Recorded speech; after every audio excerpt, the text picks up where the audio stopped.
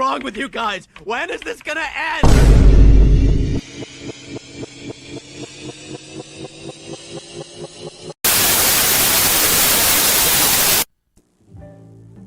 You know, a lot of us grew up with family barbecues being something of a tradition. A time to be together, to laugh together, to share a few stories. A time to look across the table at the people you love the most. And to my mind, that time's worth more than anything else we could ever give each other.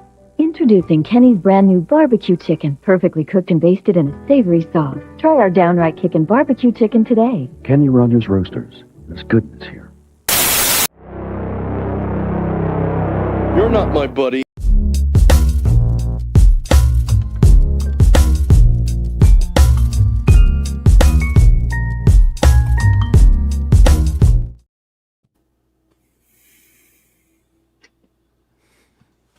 Listen, every week it Wait, just gets more magical. Rest in peace, Kenny. Gambler, underrated for his time. A favorite of the good old boys and plastic surgeons on Rodeo Drive. Life hasn't been the same, and obviously, who knew a rotisserie chicken maven? Like I knew the Dole commercials coming up, but I'm late to the Kenny's Roasters situation. So apparently still thriving in the Philippines. Did anyone know this? Wow. Yes, the brand is thriving. Like literally it is one of the most popular places in the Philippines. I don't know. My brother-in-law lives there. Yep. So you can confirm. David is confirming. We have proof of life. Kenny's Roasters is thriving in the Philippines. Now, I'm not saying what's on the plate is a chicken. I said thriving, not arriving. Is the key. Okay. Well, guys, we've got quite the show. We've got quite the competitive land space. We've airspace, I guess. We've got multiple live streams going on now. Obviously, the 50 plus filling the room now. You made the right choice, so thank you. And we're gonna get started with Surface Noise proper. So bear with us. Let's do a little hellos while people are saying goodbyes to the other programs. I hope Chuck T is here. Hello, Chuck. I think Kevin Gray did the right intro music. Bass is heavy. Oof. Chuck T, man. Come on now. Chuck. Tough. I think it sounds warm, Chuck T. Warm is the key word. That is tough. Herkimer is here. I watched a video of people roasting rats on Instagram yesterday. Well, congratulations. Doom scrolling is one of my favorite pastimes, and I guess that one will be now coming to me now that I've spoken to it, now that the devices have heard me. Let's see who else is here. Oh, Nathaniel Mars is here. Am I still banned? Well, you were never banned. And I showed Jason. I know you've conspired with some of my haters before, but you were never banned, guy. You were never banned. You were just an artist that was lost, and now you're found. So congratulations. You've done it. Johnny Fever is here. Side of pancit and lumpia with the chicken. Wow. I better not even touch that one. I mean, so pancit is like a noodle dish, right? All right. Thank you. I grew up in the country. I'm very rural. I'm here to help you. I mean, next time you're here in Austin, if you want to go have, Filipino food, we can do that. Is there a Kenny's Roasters still in Austin? Is that? I have no idea, but there's actually like this place. Like I took my brother, and he's really, hardcore. Like we're not going to go to some bistro, Kendall, hello, Spin Doctor is vinyl. Kendall, poor guy. Have you ever heard of anyone being injured at Record Store Day? Kendall is probably the case study. Guy was. You go to his channel. This is a cheap plug for Spin Doctor and his Vinyl Mayhem on YouTube. Poor guy flipped upside down, busted his head open, was gushing. But you know what? Stayed in line. He wanted that Billy Joel so bad that he just bled out. He bled out. Wow. So it's a story for the ages. I don't want to steal his thunder. Maybe he'll come on here one day and share. But go over to the channel. He still was. I couldn't have recommended it better. He still had the head wound bandage on when he did his video, which I thought was performance art. It was beautiful. So Kendall, chef's kiss. Way to go. Chauncey, wow, Chauncey is here. This is wow. We're getting all the stars. I guess the subject matter is going to bring back some old faces. Amazing. This is good to see. Hey, I sent you a Kevin? screen to share there, Chance. Oh, hang on a second. See where the headquarters are. These are, this is timely information. All right, hang on. We got to break in. Oh, hang on a second. We've Kenny Rogers. Malaysia. Oh, it's Malaysia. Wow. Unbelievable. Wow. Now that's where Dell makes a lot of their laptops. Oh no. Oh, no. It's true. Now that's truth. Unless something's changed. It's one of the places. One of the places. Listen. We don't want to ruin an international conglomerate with a. Not when he's giving $6 billion to kids, to go to college or whatever. Oh no! Listen, we're letting that other show creep into this show. We're already getting political, guys. See, it's happening, and this is what I was trying to avoid. We are on the phone. We're trying to get the Bong Man here, who's got an APB out. We're hoping he says some thoughts and prayers to Bong. He's fine as far as I know. He's just not here. So we're hoping the Bong Man arrives, but. We'll see how it goes. Andy G is in the house. Hello, Andy G. I hate this thing now that they've done this where now they've done the long names. How do you guys feel about that? They don't give the short names. So I truly hope that was Andy G. I'm assuming because it says Andy G -74 that's Andy G. But is it Andy G? I don't know anymore. It could be Kenny G. It could be Kenny. David. Exactly. It could be Warren G. I mean, there's like it is the choices are endless. See who else is here before we get started. Peter, Kenny's basket jobs. Is that? Yeah. There'll be no Kenny Rogers slander on Surface Noise. We are a pro Kenny Rogers operation. I mean, did you know that Kenny Rogers' brother, Leland Rogers, was the owner of International Artists? So without Leland Rogers, there would be no 13th floor elevator signed, to a label. Take that, Psycho's Platters. Bet you didn't have that on your live stream right now, Paul. Hang on. Joel is here. Joel was also live. Joel was also getting from the teeth of Surface Noise earlier. He was live streaming. He says, is this the vinyl community or the chicken community? Listen. Can't we be everything? Can't we be all things to all people, Joel? Come on. Well, this is Surface Noise, the show of record, talking about records. Hell, we may show some records. Could be a long night. Concert Buddy at the ones and twos. Thank you for joining us. The room is filling in wonderfully.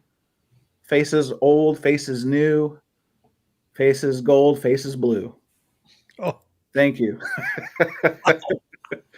I'm a poet, David, and I don't even know it. This is how charging the battery.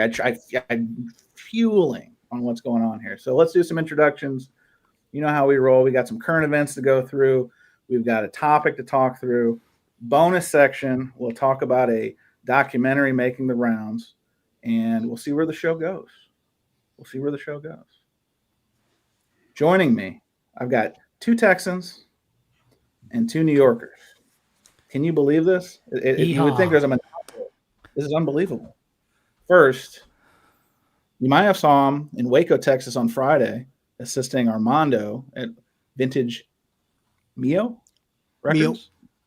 Mio Mio. One, the only David Bianco, his channel for YouTubers, Safe and Sound Texas Audio Excursion. Good evening, David. Hey, good evening. Thanks for having me. And then we're gonna do like hot cross buns. We're gonna do a Texas to New York, Texas to New York. So let's go to New York first.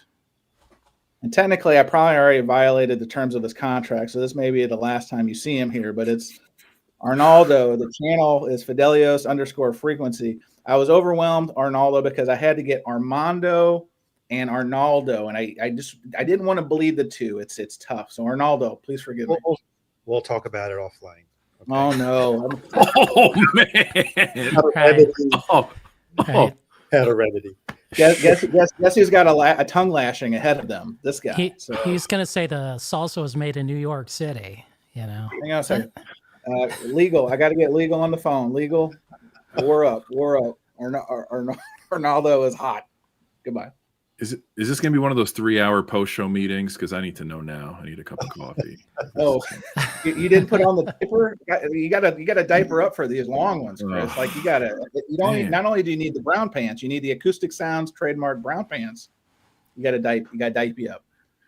damn. Let's go back to Texas for the newest member of the T-Birds. It is Jason Rojas, a little nippy in Texas today. Correct. It's in the 40s. It's rough. I mean, I used to live in Minnesota. Okay, yes, that's the only part that saves you from that statement, because you're probably used to worse than what we are. Oh yes, Yeah. of course. Have we resorted to burning 12-inch record covers? Have we? Is it yet cold? Shit. Jeez. Oh, man. Not yet. And then rounding out the panel, Arnaldo's tag team partner from the Empire State, the Groove Seeker, the Doom Slayer, the guy who overslept on Record Store Day Black Friday is Groove Seeker Chris. Good evening. I didn't inhale.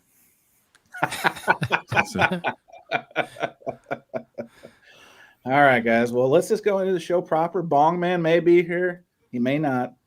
He's a big celebrity. So you catch a rising star, you get them. Sometimes you don't. Let's get into some current events. We've got some crazy ones. This is everyone's favorite video. I get a lot of feedback on this video. Oh no. Bob's got news for you. I do have news for you. You're having all kinds of tech problems. I think there's some infiltration going on. There's some chicanery, but we'll see. So current events. If you've seen the show before, we just talk about some of the stuff that's going on in this wild and wacky world of record collecting. And there is nothing that is more wacky to me, guys, right now than the news that everyone is talking about. Say you, say me. There's a Lionel Richie one-step. And I know what you're thinking out there, folks. Who on earth would think a Lionel Richie one-step was a good idea? Great question. And I got to show proof of life on this one, guys, because it must be seen to be believed. Here we go. One day soon. Maybe. Bueller. You asking who's going to buy that? There. No. Boy, we're having some tech problems today, guys. All right, here we are. Who's buying? Can't Slow Down, the definitive sound series, audiophile edition, for the low price of $100 USD. When I think Lionel Richie, the first person I think of is David Bianco. David, how many copies did you order? I'm actually trying to return the original that I bought. Wow. To the dollar bins, because this is a dollar bin staple in my area. Is that commonplace for you guys? Yeah, pretty much. So I'm going to take that as David not putting these on layaway. Is that safe? I guess they thought it was a capital idea. I don't know. No, jeez. That's a shot at Capitol, who is putting this one out. I guess I'm assuming Capitol bought Motown. They bought Motown. Yeah. Here we are. Hang on. Now, Scotty's here. DJ Vinyl Vertigo. Even he is repulsed at a Lionel Richie $100 one step. So if you've lost, Scotty, just give it up. This is unbelievable. Alan Always is here, and he says, hello. Is it Lionel Richie you're looking for? I see what you did there, Alan, and I applaud it. Arnaldo, what are you thinking? Is this a Hall of Fame of bad ideas or what? It's a well-recorded album, though. Oh, no. Oh, you pre-ordered it, didn't you? Oh, I did not. No, I did not. Are you? We'll talk offline. No. Is a coupon code in play? Maybe Arnaldo's been cracked. We'll see. I think I paid $2 for my copy. Well, of course. So, yeah, I mean, I don't know. Maybe there's a market for it. I have. Well, I don't know. Gallery, tell us, is anyone? Richard's Vinyl Tap House is here. He says hard pass, emoji, and a triple X emoji. You know it's serious when you're getting the triple X emoji. Strong. Well, here's the question: the Chronic hasn't sold out yet. I've heard conflicting stuff because Chad got his fulfillment and was shipping out of the acoustic sounds layer. Apparently, at one point, if you go to the Hoffman forums, what I call the butthole of the vinyl community, you're able to actually use coupon codes on Dr. Dre the Chronic at one point, which they have now shut down. And apparently, they're out of stock there, allegedly. Okay. Because when I checked like a few days ago when they were running the sale, I went there and it was still available, and I was surprised. The Hoffman forum is conflicting information. What can I say? The REM is still available, and that. So you're saying they deactivated the yeah, apparently it was one that slipped past the goalie. Again, this is all reporting fresh from the Honesty Avenue that is the Hoffman forums. So I imagine that they're being direct, and I think that's probably what, the 30% off coupon. There's a lot of coupons flying around. You know, it's Black Friday, Cyber Monday. Yeah, well, it's part of Universal. Capital is owned by Universal, so it's all the same sale, right? I don't know. No. But in any case, yeah, I it's such an easy title to find. I don't really. The only reason I could see is that there's someone who, I guess Grover really likes that album. Is this Dancing on the Ceiling? Help me out, guys. Is this where Dancing? No. No, this has All Night Long. All Night Long. All right. It has Running with the Night. Running with the Night. It has Hello. Hello. I mean, this is a powerful album. Those are like Is it me you're looking for? This. Right. If you scroll down, you'll see the song list.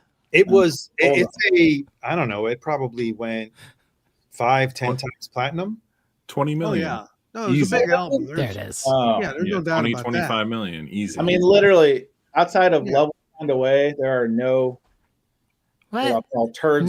Number 4 here, Stuck on You. You don't remember that one? I'm saying these are great songs. You got Running with the Night. That's a great.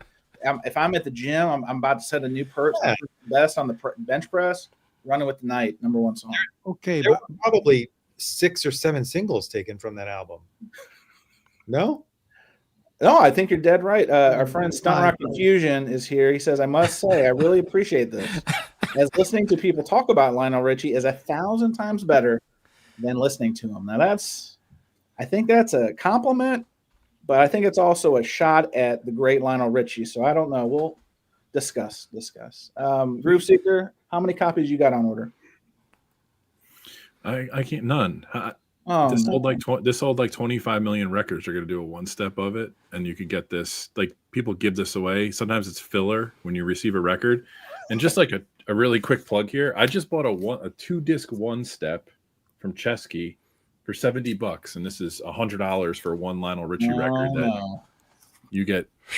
You can just find anywhere. I don't understand it. But maybe they're not paying royalties to the other record that you just bought. Yeah, okay, fair point.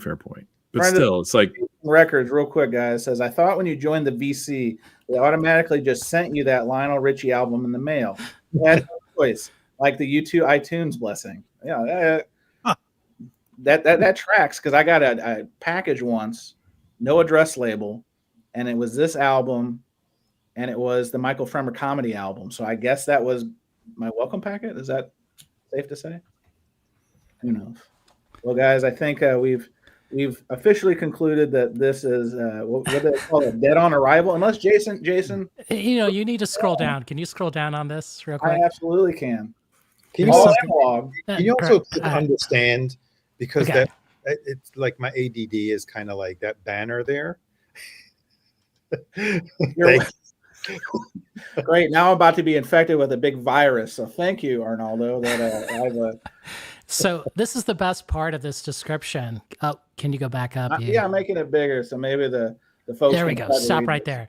I'm going to read this. We had multiple copies of original pressings as guides. Each sounded fine, but once we heard the original analog master tapes, Chris Bellman was confident. I mean, that whole thing was confident. It wasn't like, I don't know. It was like confident. He could achieve an amazing cut. The tapes were in great shape, already assembled, and sounded fantastic. Now, that paragraph right there, I mean, that should just sell out this, you know? And then the next paragraph where he can beat his boss, Bernie Grunman, who did the OG. Guys, right. guys. Wait. Listen, we don't need a civil war. Bellman cut this? Yeah. Bellman cut this? The new one. I'm going to order 2. Oh, Bellman is God. Bellman is God. Bellman is God. He's ringing the bellman. Guys, I do have the to. bellman only rings once, remember? Or is that the postman? Oh, no, sorry. Shout out to Grasshopper TV, who was very complimentary this morning on the Wax program. Maybe we'll get into that later. But because he was so complimentary, flattery will get you everywhere with me. I'm going to show this vivacious gatefold before we get off of this, because I can't slow down. Nor can Lionel Richie. Let me show you this gatefold, guys. This may do it. This may be the conversion tactic we need. If the click will work, will the click work? No. Well, take my word for it. It is a delightful gatefold. We're having all kinds of I can tell you, sabotage. So Grasshopper TV, I tried. All right, let's take this one down because there's more. Question, Chance. Yes, sir. They're using the term Definitive Sound Series, DSS, and that is Interscopes. That's right. Yeah. So what the heck? Oh, are you saying that there could be some fighting in the legality area? Well, I'm just saying Interscope isn't owned by Universal, is it? Yeah. It's owned by it definitely is. Yeah. So that's a Universal term. There's no trademark on it or anything. But I think because Sound Matters. I'm sorry. Because Sound Matters is Warner. Got it. Still the same person who's curating Tom Bieri, but he's doing it across 2 labels. Right.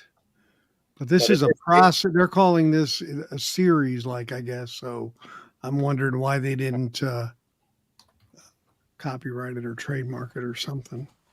Well, guys, like we audio vinyl, that new series. Vinyl File. Vinyl File. Listen, we got to get it right because they worked really hard on that one. So we want to make sure. No, that's an AI one. I'm sure of it. I have no doubt. Anthony Quintano's involved. You know it's good. Anyway, shots fired. Call that shots fired. All right, so there's more in the world of current events. It's going to be hard to top that one. This is actually one that's probably interesting. Let me get rid of this real quick. Hold, please. All right. Oh, this is George Michael Faith reissue coming. Anybody heard this? No. Am I breaking news of the breaking news? Breaking news. Break it down. Okay.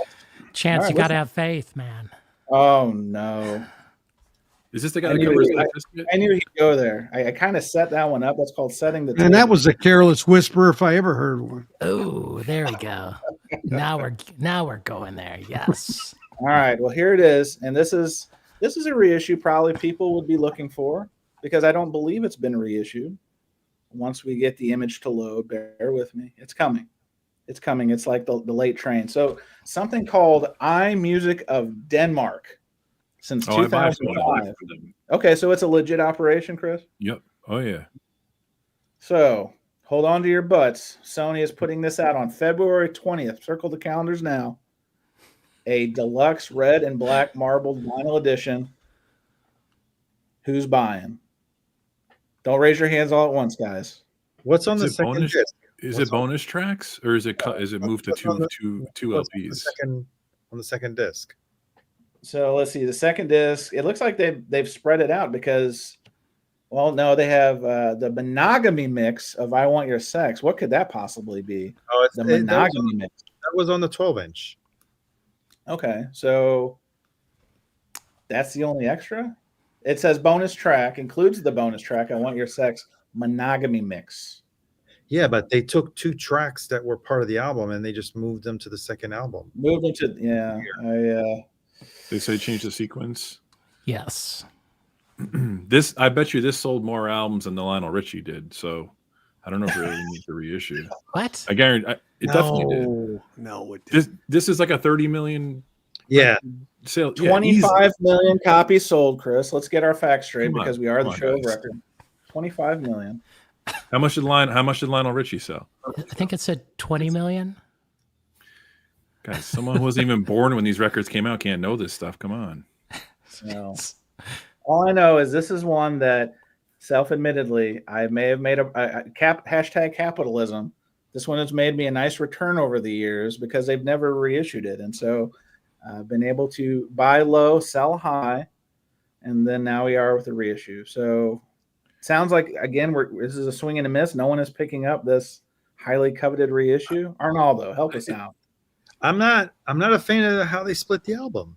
I'm a fan of the album, but not like that. That doesn't make sense. So you mean like the third side? Well, the fourth side is etched, probably, right? If this, I don't know. What does it say? Can you please read the description? That is all the information. It is one LP, songs no 1 to 7. No other description. So I'm going to read this. Everybody, here we go. This is reading hour.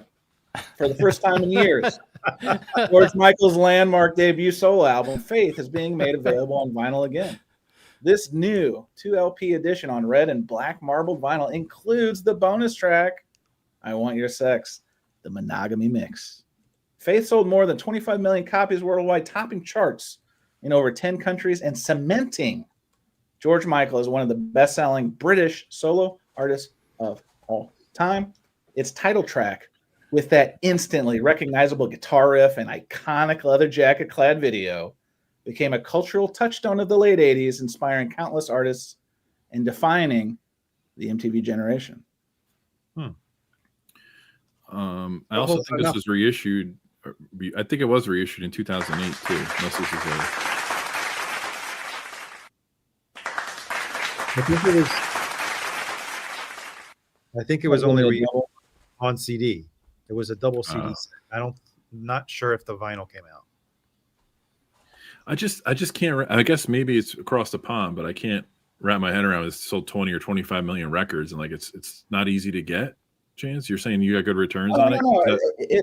I think it's one of those ones that's not easily available at your local record store. It's there. Gotcha. It's there, yeah. But like, if somebody coming back to vinyl or somebody new to George Michael is going for it, it's not something that is easily found. Or if you go to eBay, you're going to see 20% markup on, this is like, I think I've seen it climb from a $7 record in the last 10 years to it's around a $40 record, $30 to $40 record.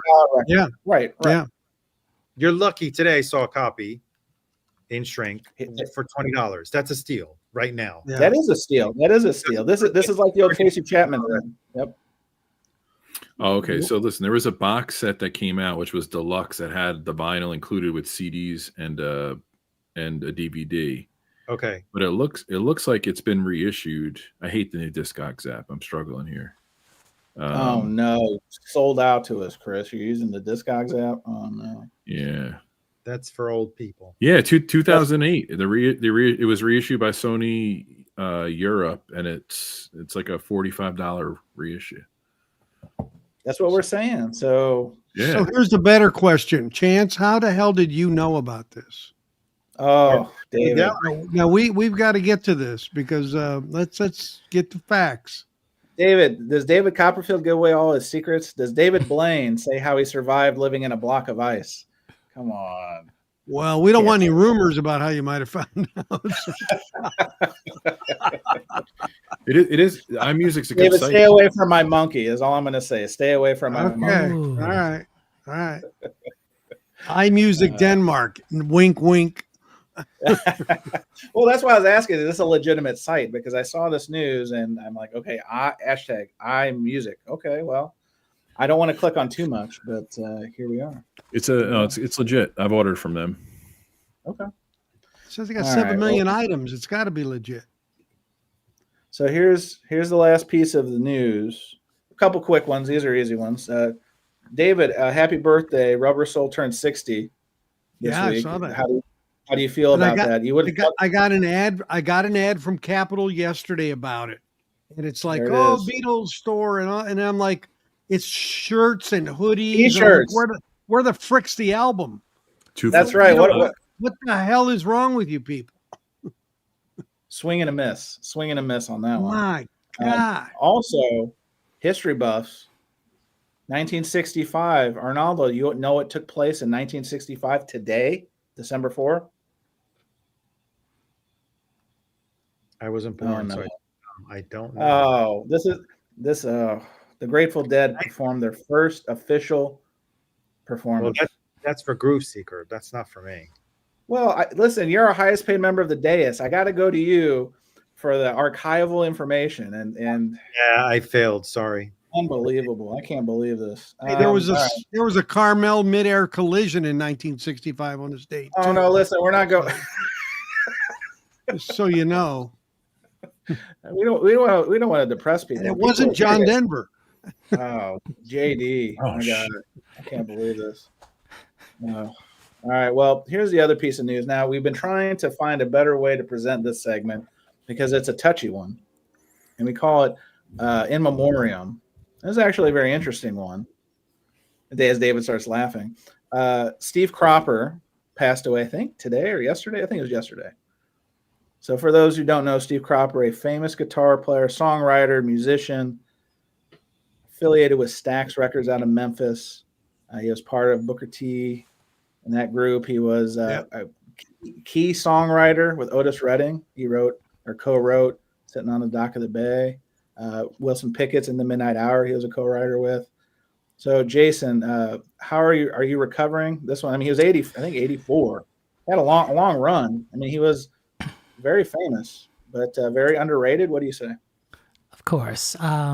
He did the solo for Femme Fatale off Big Star Third. Now, the producer, Jim Dickinson, had to persuade Cropper to play it. And he was like, no, please, baby, don't let me play on this song. I don't like this song. But he was like, he owed Jim Dickinson a favor. So not only does, again, Steve Cropper, legendary, right? Legend guitarist, Booker T and the MGs, produced Poco records. But I mean, he's playing on a Big Star record and it's a Velvet Underground cover. So that's amazing. Nice. Did when this news broke yesterday, was anyone rushing out to pay the death tax before the Booker T albums went up and all that kind of stuff? No. This is not a candidate for the death tax. Okay, fair enough. Why did those records, like, you know, they're still out there? Yeah. Well, I was wondering, did they go in price or something? Did something change? Let's look this up. Oh, do a little intel while we're getting the rest of the opinions. Groove Seeker, thoughts on the passing of Steve Cropper?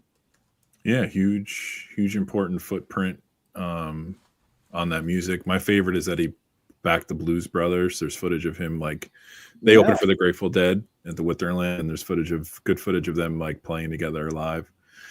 Killer songwriter, killer producer. Like, you look up his credits, it's endless and it goes on forever. So yeah, big loss. I didn't it's crazy, like, you don't think he's 84, but 60s was a long time ago now. So and 70s. So yeah, I wasn't devastated, but sucks. I will say this, watching that Stax documentary, I think 2 years ago, there's that one part after Otis passes away, and they said, I guess he passed away, and then they rushed to release Sitting on the Dock of the Bay, like right around literally the next day or within a couple days. And they said that Steve Cropper, like, put all of his energy into finishing that song because it was unfinished when Otis passed away, finishes it, and then never listened to it ever, because it was just too emotional for him. So I was like, that was a pretty poignant part. Hashtag Stax documentary. Go check it out. It's a good one. And if you're in Memphis, on HBO. Yeah, I think HBO originally ran it, but cool. If you're in Memphis, it's one of my favorite museums. When you go to the Stax Museum, the Stax Museum is even better than Sun Records. I'm just going to be honest. I've been to Sun Records twice. Stax Museum was a lot funner for me. Cool. So, all right. Any other current events I'm missing, guys? Because this is a show of the people for the people. Anything else I missed? Those are the heavy hitters that I could think of. David, anything new to elevate for the people in current events? Elton John is working on a pop album release. We got about 7 or 8 songs done with Bernie Taupin. I read will be released probably in the spring. That's fun. Yep. And I read a little blurb today on just right before you went on air on Instagram. Did Mary McCartney just do a documentary on Paul McCartney? Good question. I'm not sure. Nowadays, I don't know what's real and what's not. So I just read that. Tough but fair. Tough but fair. All right. Well, that's enough for current events. And then we did our in memoriam. We're off to a raucous start. I do think so. For podcast proper, we're going to do one quick topic, and then we'll get into bonus tracks and all that stuff. But this topic is inspired by. Well, actually, first let's do a quick Black Friday Record Store Day recap. Let's just do a quick hitter on it. It's one of those topics we just beat to hell. David, quick couple. You were in Waco at Armando's shop, like we were talking about. What did you think overall of the selection and your experience at Armando's shop?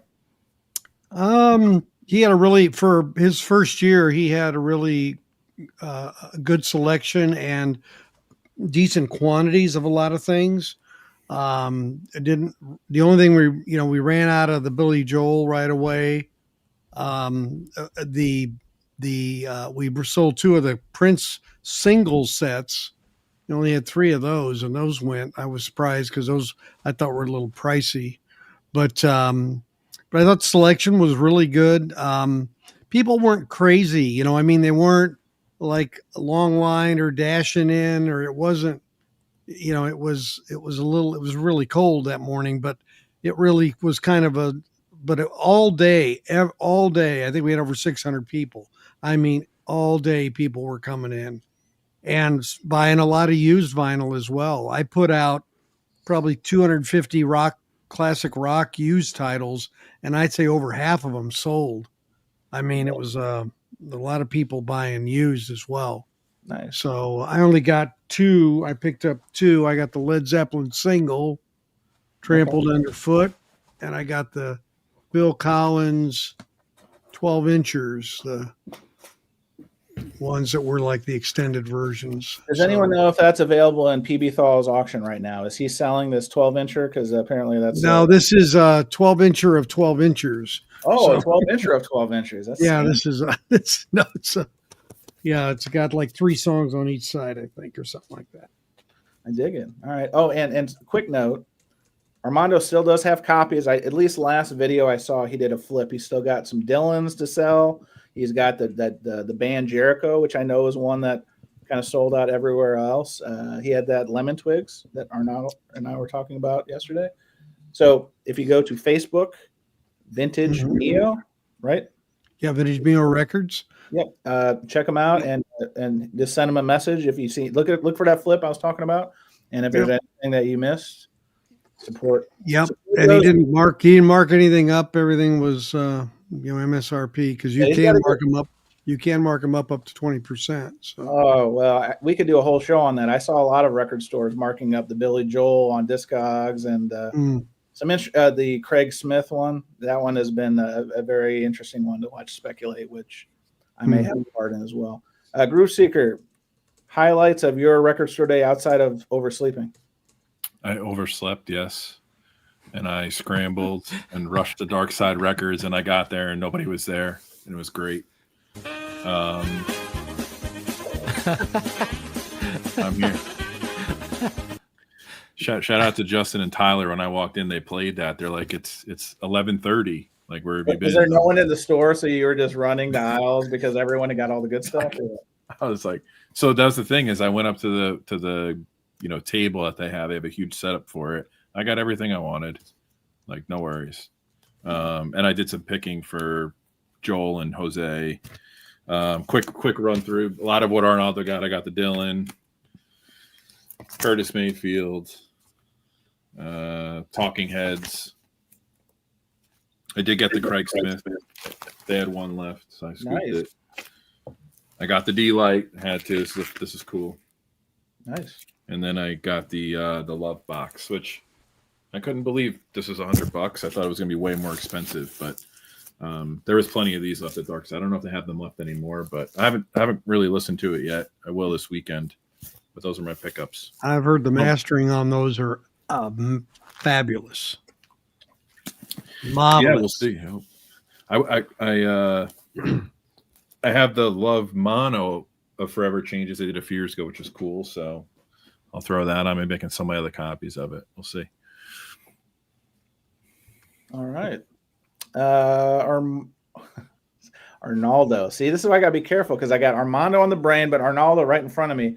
Arnaldo, how did Record Store Day Black Friday treat you, sir? Oh, it treated me pretty well. I got everything I wanted, everything that was on my list. And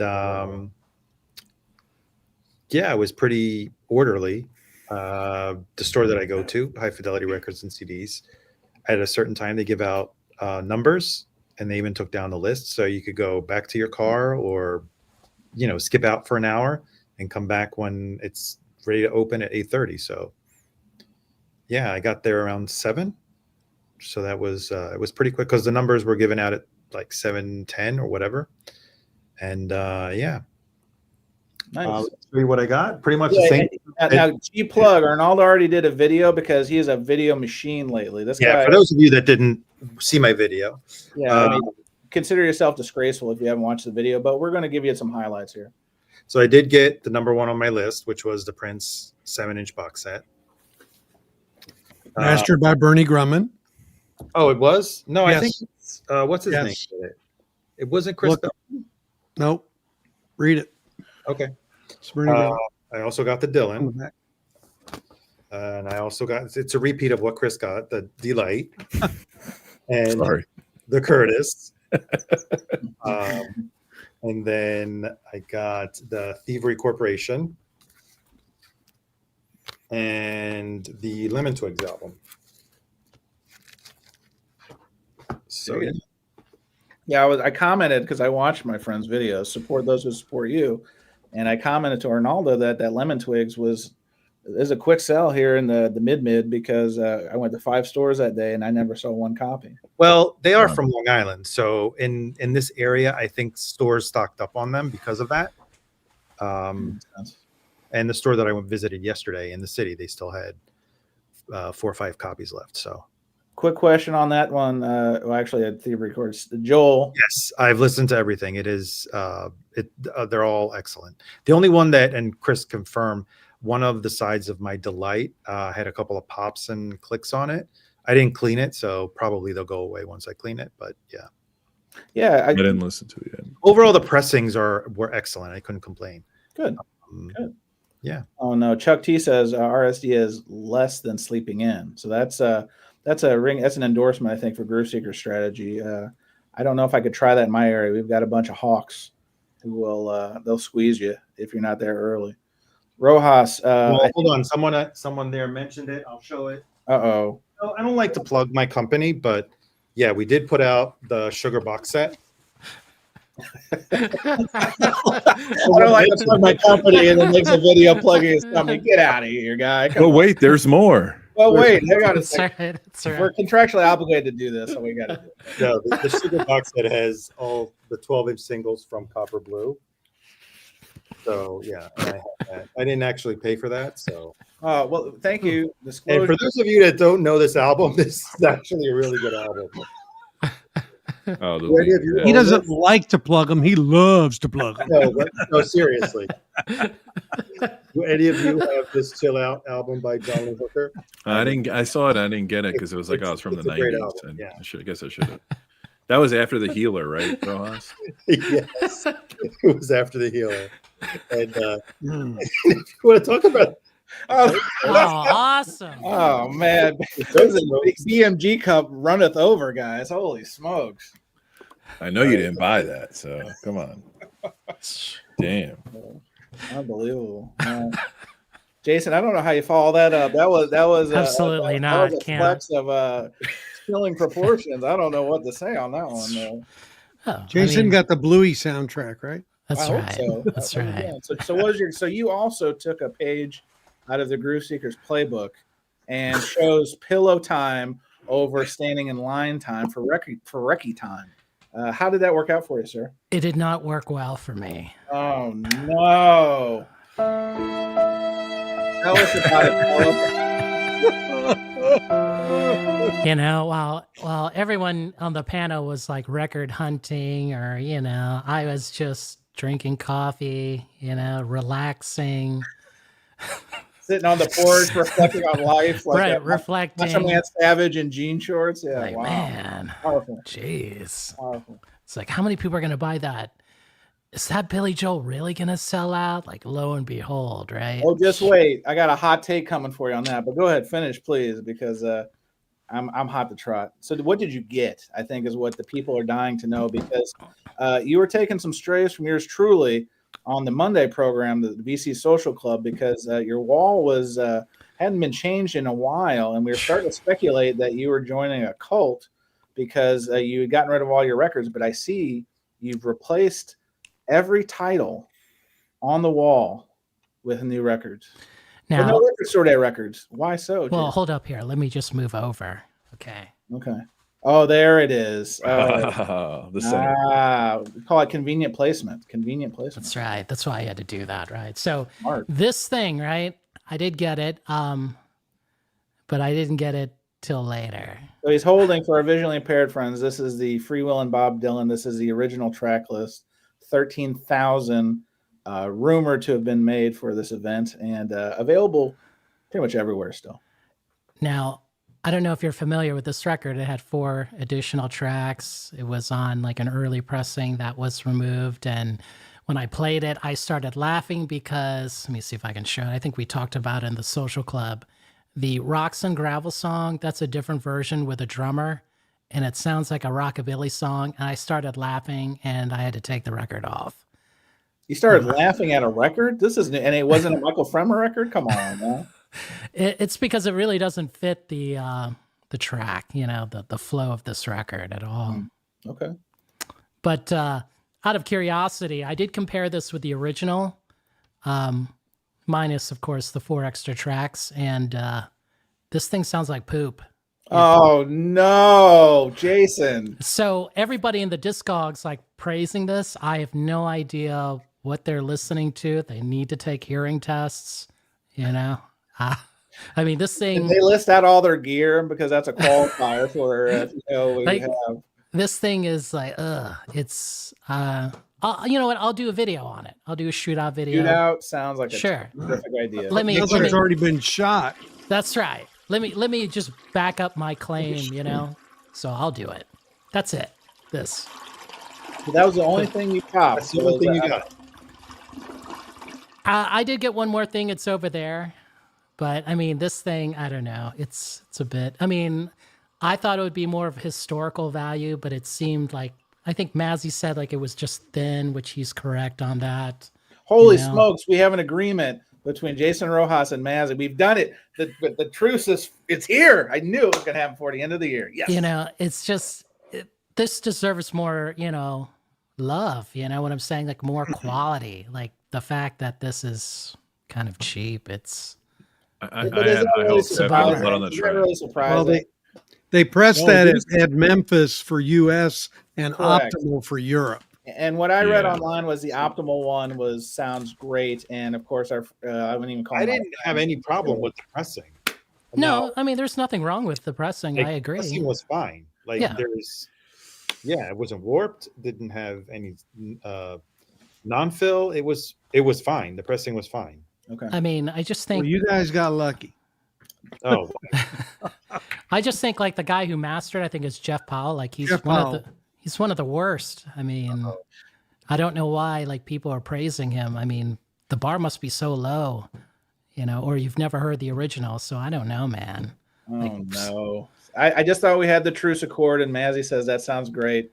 Go solo, Jason. Oh no! I just thought we finally thought it was like the Israeli peace talks, and then There it goes. Well, I had such high hopes for it tried. because the blood on the tracks was so good, but I wasn't blown away by that. I was just like, okay, it's nice to have, but it's like we're at a point where we're like, oh well, the pressing wasn't defective, so we're all happy, and like that's what I'm talking about. That's right. I mean, I have nothing to compare it to, so Yeah, it's fine for me.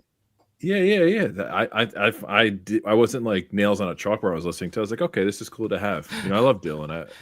Well, I mean, I love Dylan too. I mean, you know this. Like, I wouldn't have bought that bootleg series volume 18 like immediately. I needed to hear it. Yeah, I know. So for this to come out, like I was buying it for the historical thing, but the fact that it was flimsy and I don't know, man. It could have been better. It should have been better. But here's the rub. First of all, thank you all 100 people watching. Appreciate you.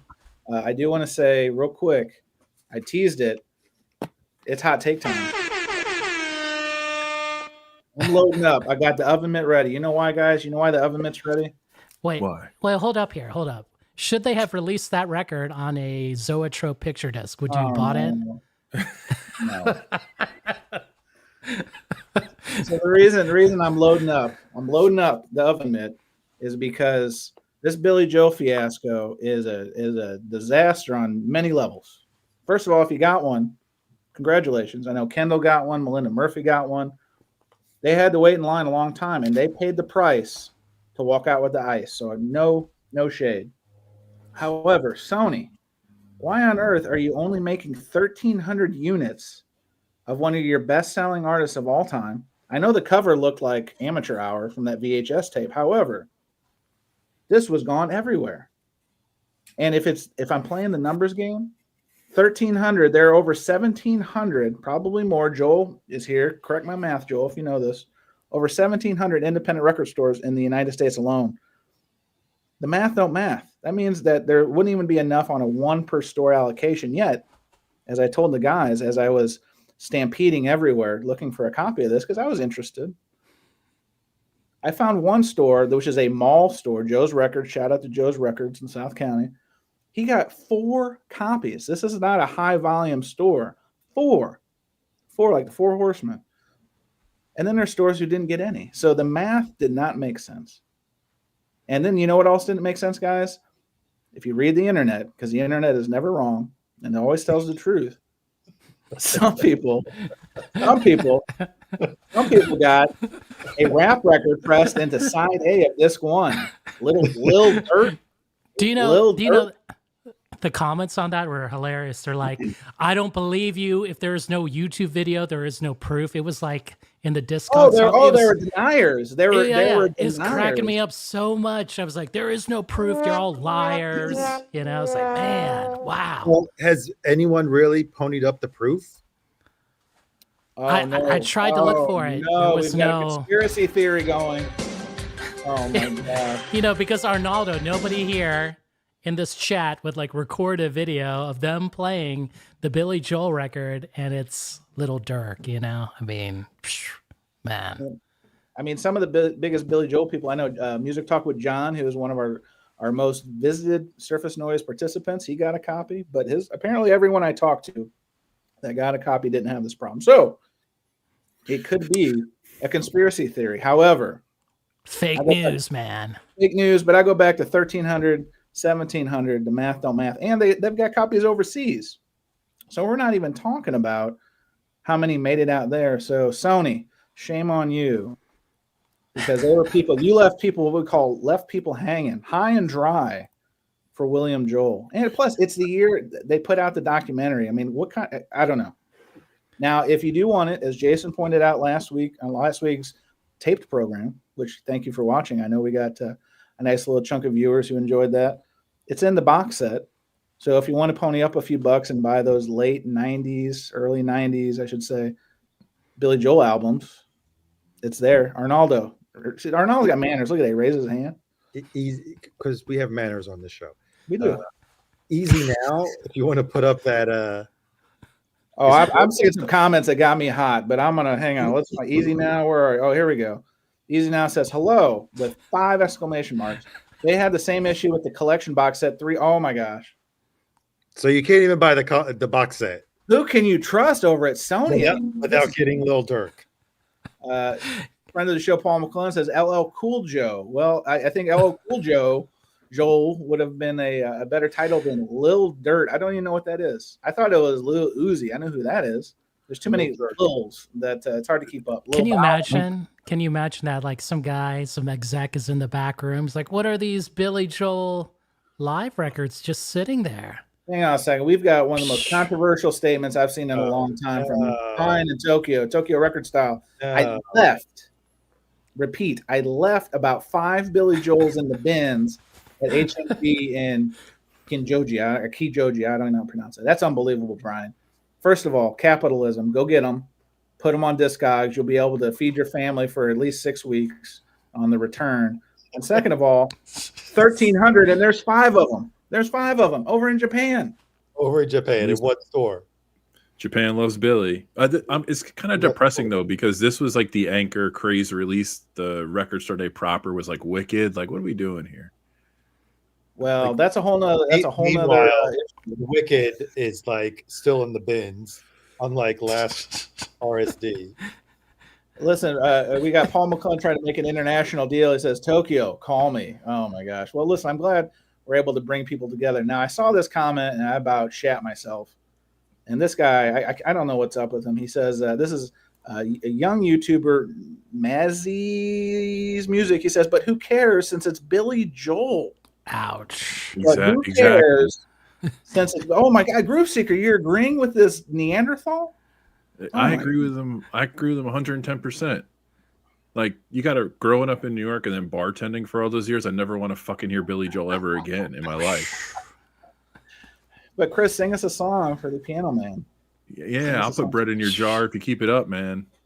Oh my gosh. And now we're getting into the sewers. Now we're saying there's only one good BJ and it ain't Billy. This guy, cut this guy off. Martini Mazzy, put him off. Jeez. This guy is, this is a show for children. We can't be talking like that. Plus, so the interesting, go ahead. No, but Billy took some shots at Fish a few years ago. They've reconciled. There it is. Oh, man. There it is. We've got some bias in that statement. See? But listen, Billy he was still recovering from that bad motorcycle accident in 1984 where he didn't have the leather jacket. And then anyway, so. You can go move back with Brenda and Eddie, you know. Oh, my gosh. Wow. I can go all day. Wow. I'll stop. So Music in the House. Let's see what it says. So can you just sell the box set version of the Billy Joel and pay for the rest of the box? I don't know. It's going for, I guess that Record Store Day record live from Long Island's going for about $150. Let's call it median. That's about half of that box set, right? It's a 300 piece, if I'm thinking. So listen, if you're an entrepreneur and if you want a brand new reissue copy of Stormfront or River of Dreams or any of that stuff. Sure. So Chance, did you get one? I didn't. And it's okay. I was really wrestling with this because usually I through diligence and perseverance and testicular fortitude, I usually am able to find what I'm looking for. But in this instance, all 3 failed me, and I was okay with it because the reality was you can't have, it's not like Pokemon. You can't catch them all. And plus, here's the reality. Like I said, those people earlier, Melinda, Kendall, Music Talk with John, they paid the price. They went and lined up. Kendall busted his head open. Melinda was making friends with young people, and John just, he knows the people at the record store. So they waited and they earned it. My local store, my friend, shout out to Riverbend Records, he opened at 7. You know what time I showed up? 6:50. I just strolled on in. Now, granted, that's about a 45-minute drive for me because I do want to support my friend, but I just strolled on up. So I got what I paid for, literally. So here we are. But anyway, Sony, shame on you. Now, I do need to call this guy out. Speaking of Riverbend Records, Brian Glick was there. Brian Glick was number 1 in line. You know what time he got there for a 7 o'clock open? Midnight. And he said, once I was in a position to get to Billy Joel, he was in a position to get, because he was number 1. But once he heard it was in his box set, he passed. So you would have been an embarrassment of riches, Glick. And you could have hooked the brother up. But that's okay. Yeah, that ain't right. That's okay. That ain't right. That's okay. When I showed up, Brian was so cool. He looked like that guy from Christmas Story, that kid. He looked like Igloo Man. but pay the price. Pay the price. All right. Well, I think we've talked enough. Hopefully, we can put Record Store Day to bed for at least 6 weeks. We'll get through the new year, and then we'll just start doing our wish list and fantasy booking and all that kind of stuff. But should we wrap podcast proper and then roll the? Well, wait a minute. I think the question is, you haven't shown what you got. Yeah, that's right. Oh, my stuff's downstairs. I'll do the quick hitters. I got. Let's see. You guys are gonna laugh at me. I got the D-Light because that's Arnaldo's fault. It wasn't on my list, and then our show, I was like, yeah, that'd be a good one to pick up. I want to hear the other stuff outside of that first album. I picked up Iconopop with Charlie XCX. That was a glow in the dark in a PVC sleeve, which is unlike me, but I do enjoy that song. I got the Morgan Wade, which I talked about on the show, which apparently I could have got for $12 on Discogs a few days later, but you live and learn. I did get the Matchbox 20, which was my number one. I did listen to it because, it came on that truffle colored vinyl, which is basically clear with a tint. Yeah, clear with a tint. And I will say, if you're thinking about it, because you can find it other places, it's still out there in the bins. Yep. I did listen to it. I listened to this one, and it gets better the more you listen to it. What I mean by that is the first couple songs, it sounded like somebody was recording them from the bathroom in their pocket on a tape recorder. Oh, no. After you get to about song 3 or 4, it gets a little bit better, and it rounds into form. And there's a great Black Crowes cover of Remedy on there, which I didn't think they could pull off, but it was worth the price of admission. And then I got the Dwight Yoakam box set. I got that one. I haven't listened to that yet. I cleaned it. I'm trying to think. I think those were the big hitters. Yeah. So it's like any record store day. I spent more than I intended. There's probably some records I could have lived without, but peer pressure is a motherfucker. So D-Light, I put that in the D-Light category. Arnaldo. You enjoy it? No, I haven't listened to it yet, but I'm sure I will. I mean, again, it was fun. I have, like I said, I have the first album, so it'll be a nice exploration situation for me. But hey, it is what it is. All right, so back to the programming. We're going to spend a quick 10 minutes on because this is actually a good tie-in, and then we'll go to bonus time. The reason that I brought up, and this is the name of the show, Reissue for Bucks or Reissue Straight Sucks. Part of that was the Lionel Richie thing. But the other part of this was the Record Store Day thing, which was a title that one person that I know indirectly through social media picked up. No one else that I saw at the stores, no one else I saw online at their hauls or videos, was that Seals and Croft $36 album. That is a $2 all day, every day dollar bin staple. So it got me thinking, who in their right mind, this is Complaint Corner, by the way, this is the Complaint Corner segment.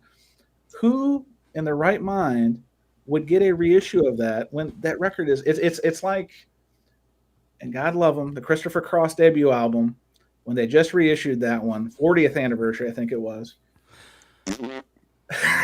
It's a $7 record all day, every day.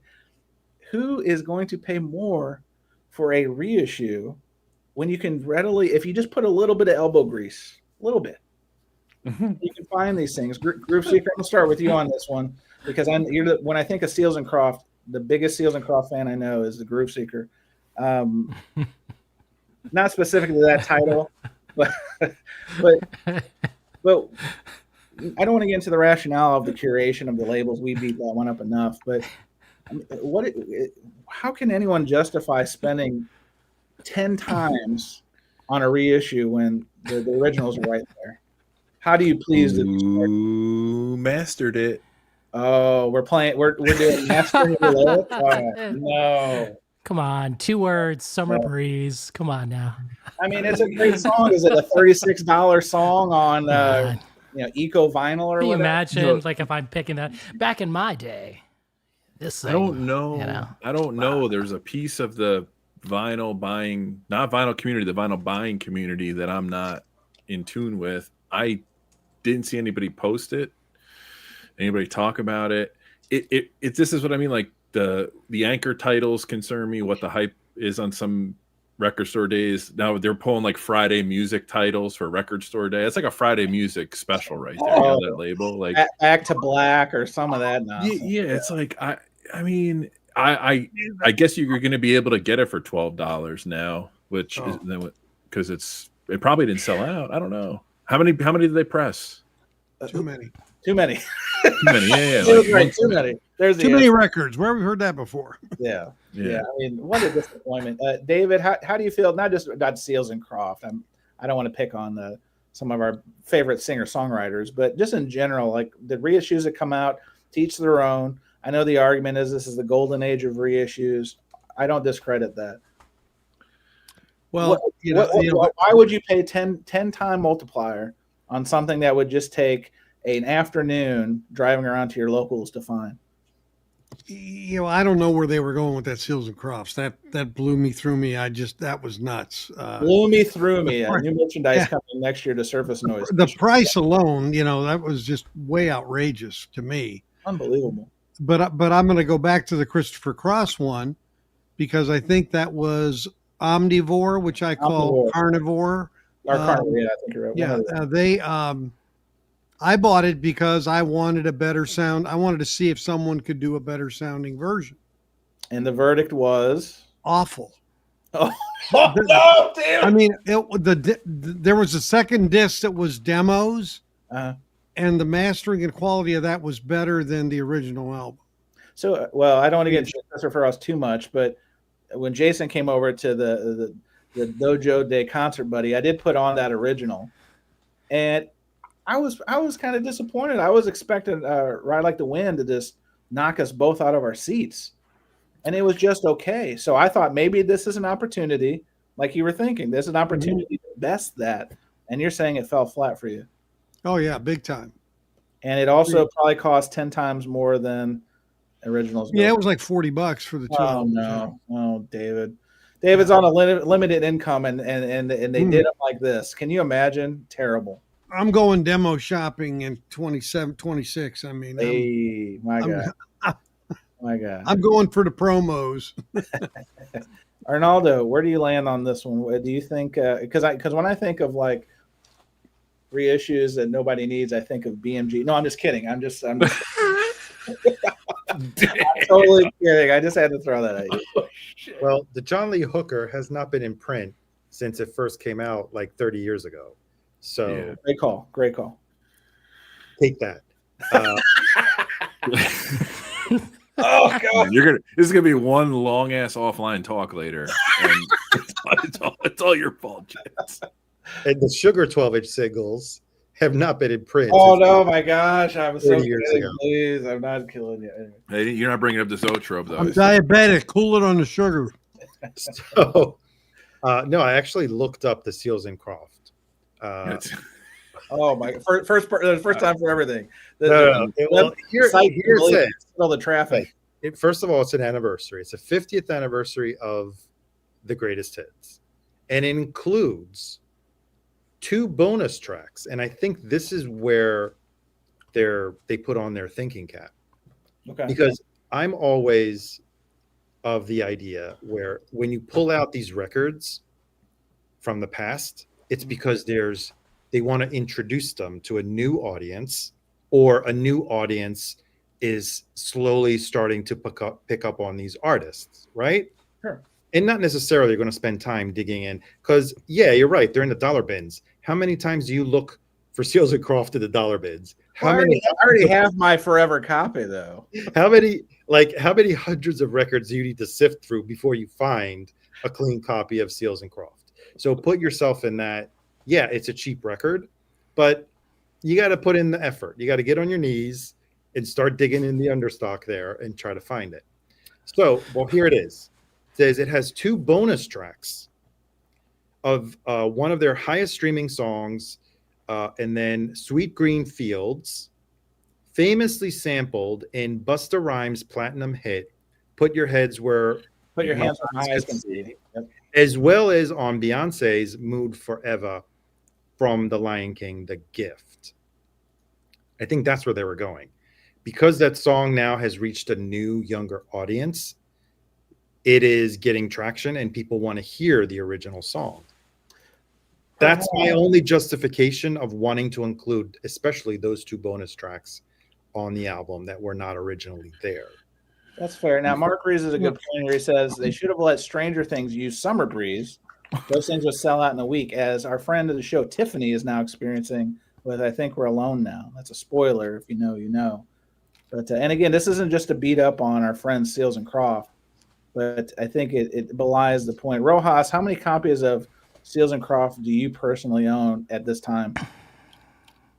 0. Oh no. Is that because you burned them all to stay warm in your Adobe? Well, I was looking for this title, right? You know, this thing that was just the America sitting in the bins, just, you know. Dark Side had a crate of those. They were using it as a horse stock. Friday Music got hold of that one, or I would have bought it. Man, this one. Yeah, that's a bin stuffer. That one's going to be available for less than $10 in 18 months. Fearless prediction. Come back to the show. Coming as a mailer filler to use. 18 weeks. Yeah, I'm probably being generous, dude. You're right. Oh, this is a good one. Boomer bait, Peter. I like this one. Boomer bait. That's an interesting one. I like that. What was the retail on that Seals and Croft? $36. $36. Okay, yeah. So you can. I mean, record stores are taking a smash on this now. You can get it for 15. Well, 21 with shipping, 22 with shipping. Some guys holding firm at that 36 though on Discogs. That'll be there for a while. Of course. Got to get that money back. I mean, you got to find that one. You got to find the descendants of either Seals or Croft, and see if you can, because they're not getting free copies at this point, and hope that someone buys one. But I just feel that probably didn't happen. Anyway, it was mastered by Michael Fremer. It says here. Oh no, no. Question: did anyone even see the Bad Brains record? This is from our friend Grasshopper. Yep. Plenty of them. I did, yeah. Are you looking for a copy? I think you're in Canada, if I'm not mistaken. If you're looking for a copy, DM us. We can help you out with a link, or again, flattery gets you everywhere. I want to help you, my friend. Thank you for the flattery earlier. All right, I think we've killed the first hour of podcast proper. It's time to wrap it up. I want to thank my guests. We do the outro introductions, and then we go to bonus tracks. If you've never been here before, thank you. Hit that like button. I saw Mr. Stickermania was here and said, hit the like button. And he couldn't have been more right. It's beautiful. And shout out to Art, North American Picker. He says 2026 will be the year of the purge. Oh no, are you sick, Art? Are you sick? And can I be in your will, please? Can I have a colonoscopy scheduled? He's right. Anyway, I thank my guests. Wearing the puffiest puffer on Surface Noise tonight is Jason Rojas. Jason, thanks for joining us. Thanks for having me back on, Concert Buddy. The Groove Seeker, the only member of the Tone Broet Society, a new branding. Chris, thanks for joining us. There's two members. I have the Rev Rock and Rollers, my co-founder. Oh, he's your co-pilot. Yeah. Hey, listen, there's two of us. Rev's my guy. He's one of my top. He's one of my tops. But thanks for having me, Concert Buddy. Looking forward to our offline chat. Arnaldo's going to dress us down. I'm sorry, guys. I'm sorry for the pain he's going to inflict on us. Speaking of which, Arnaldo, please take it easy. As the old Stanley Burrell once said, please hammer, don't hurt him. Thanks for joining us. Thanks for having me always. Thanks for letting me plug. Always. And then David Bianco, he's got a rave or some kind of light show going on behind him. David, when are the jump ropes, the glow in the dark jump ropes coming out this evening after the show? About 10:30. 10:30. Perfect. So we got to get going on this. So David, thanks for joining us. Appreciate you. Thank you. All right. Then I hit this one and we get into the nitty gritty Kansas City. You ready for this?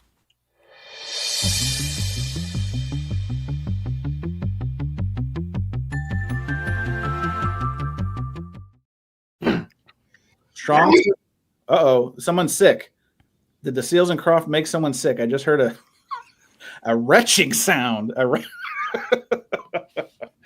mean, $36. That's tough. Well, here's the part of the show that or you could pay $100 for Lionel Richie. Right. Well, I mean, if you what buy would the you Seals rather and do? Croft I mean, and the America, that's a great Arnaldo. This is why you are the creative zenith, the creative force behind the show. We're going to do a poll as the setting up. We're going to do a poll. If you have one life to live, and your family is being held by hostage, probably Panamanian hostages. Do you buy the Lionel Richie one step, or do you buy the Seals and Croft reissue? Hang on. Are you doing the poll? Yeah, I'm trying to do the poll here. Hang on a second. Or we could just call it "Would You Rather." Would you? $36 versus 100. That's pretty easy. If your life depended on it. If your life depended on it. All right, here it is. We're going to do this poll as we load up everything. Lionel Richie, one step. I can do that. One step. Right, Andy. You're right. And Seals and Croft. All right, here we go. We've got, oh no, we're losing people. The poll is starting to lose people. Stick with us. We've got so much more. Seals and Croft, you sons of bitches. You're killing our views. You're killing us. You're killing us, Small. All right, so we're getting You left the third option, like America. I know you're going to go back to America. I already knew. I don't. The third option should have been like, I went to the dollar bin. Like that was it. You know, come on. All right, well, give us a vote. I'm gonna. It's story time here on Surface Noise. So originally, full disclosure, we were going to, and the conversation we're about to have was going to be a little bit different. So we're going to talk about, and this is for people if you're not like YouTube VC interested, like download this episode, and then if you don't listen to it, I totally understand. But we are going to do a conversation about the TV show. It's a documentary about the Rachel's Ghost program. I don't know what it's called now. Ghost 2, I think that's the channel, etc. And if you don't know, and I got to say this first, without that show, I wouldn't know these guys. So I, first and foremost, I pay my respects because that show brought this creative powerhouse collective together. So I'll always be thankful for that piece. But the Rachel's Ghost show, I think it used to be the Record Ma'am channel. I don't know. It's hard to keep track. But it was a place at one point that got a lot of our vinyl community, I'm using that in air quotes, eyeballs to watch. There's a lot of record talking. It was daily. So it was readily accessible. It was in the morning. So you had us Yanks could watch it in the morning, and you had the Europeans could watch it at night. And so you had a lot of that kind of crossover. And it was an interesting program. It still goes on in a little bit different capacity. And I don't want to get too much into that, but basically the host is a lady named Rachel, if you don't know, transgender woman, big Trump fan. And the documentarian thought it would be interesting to profile this show, this person, and a particular event covering, I guess, election day in the States and then the day after, and make a movie out of it. 33 minutes long. I'll put the link in the chat if you want to watch it. $6. So anyway, I say all this to lead that up because we were supposed to have the director, Greg, on the program. When Greg made the film, I don't know where the exchange happened, but I said, if you ever want to come on and talk about the film when it comes out, we're happy to host you. And Greg's like, sure, take you up on that. I genuinely forgot about it because I haven't heard anything about this in some time, and maybe we'll get into that. But then I would say maybe 3 weeks ago, Greg sent me a private message and said, hey, if that offer still stands, I would like to come on Surface Noise. I'm like, great. So we already had something, I think it was right around Thanksgiving. So we were doing the pre-record for Thanksgiving. We weren't doing anything live here in the States. Said, come on, December 4, done, locked and loaded. I explained like how the show works, like we do the current events, and then we'll have you on the first segment, 8:30 local time, done and done. Well, up until, I guess, earlier this week, that was the plan, Stan. And then I don't know what happened. Greg says scheduling, couldn't make it, etc. So it kind of changed our conversation. And a little background, Jason is a on-camera commenter, participant in this film, and we'll get into his involvement in a little bit. But it's a different conversation. I spent some time researching. I watched Greg on his channel talk about the movie, and I had a lot of questions lined up. So it's essentially going to be, and shout out to Greg because he did give us, I guess, pre-access to watch the film because it is behind a paywall. So I do want to thank Greg for that in advance of this conversation that is not happening. But I don't know. Let's just kind of start it off there. So, Arnaldo, I'll start with you because I'm in such I'm in your crosshairs. I want to make it up to you. Let's keep the conversation about the film, and maybe we'll see where it goes. Of course. What was your impression of the TV show documentary? I thought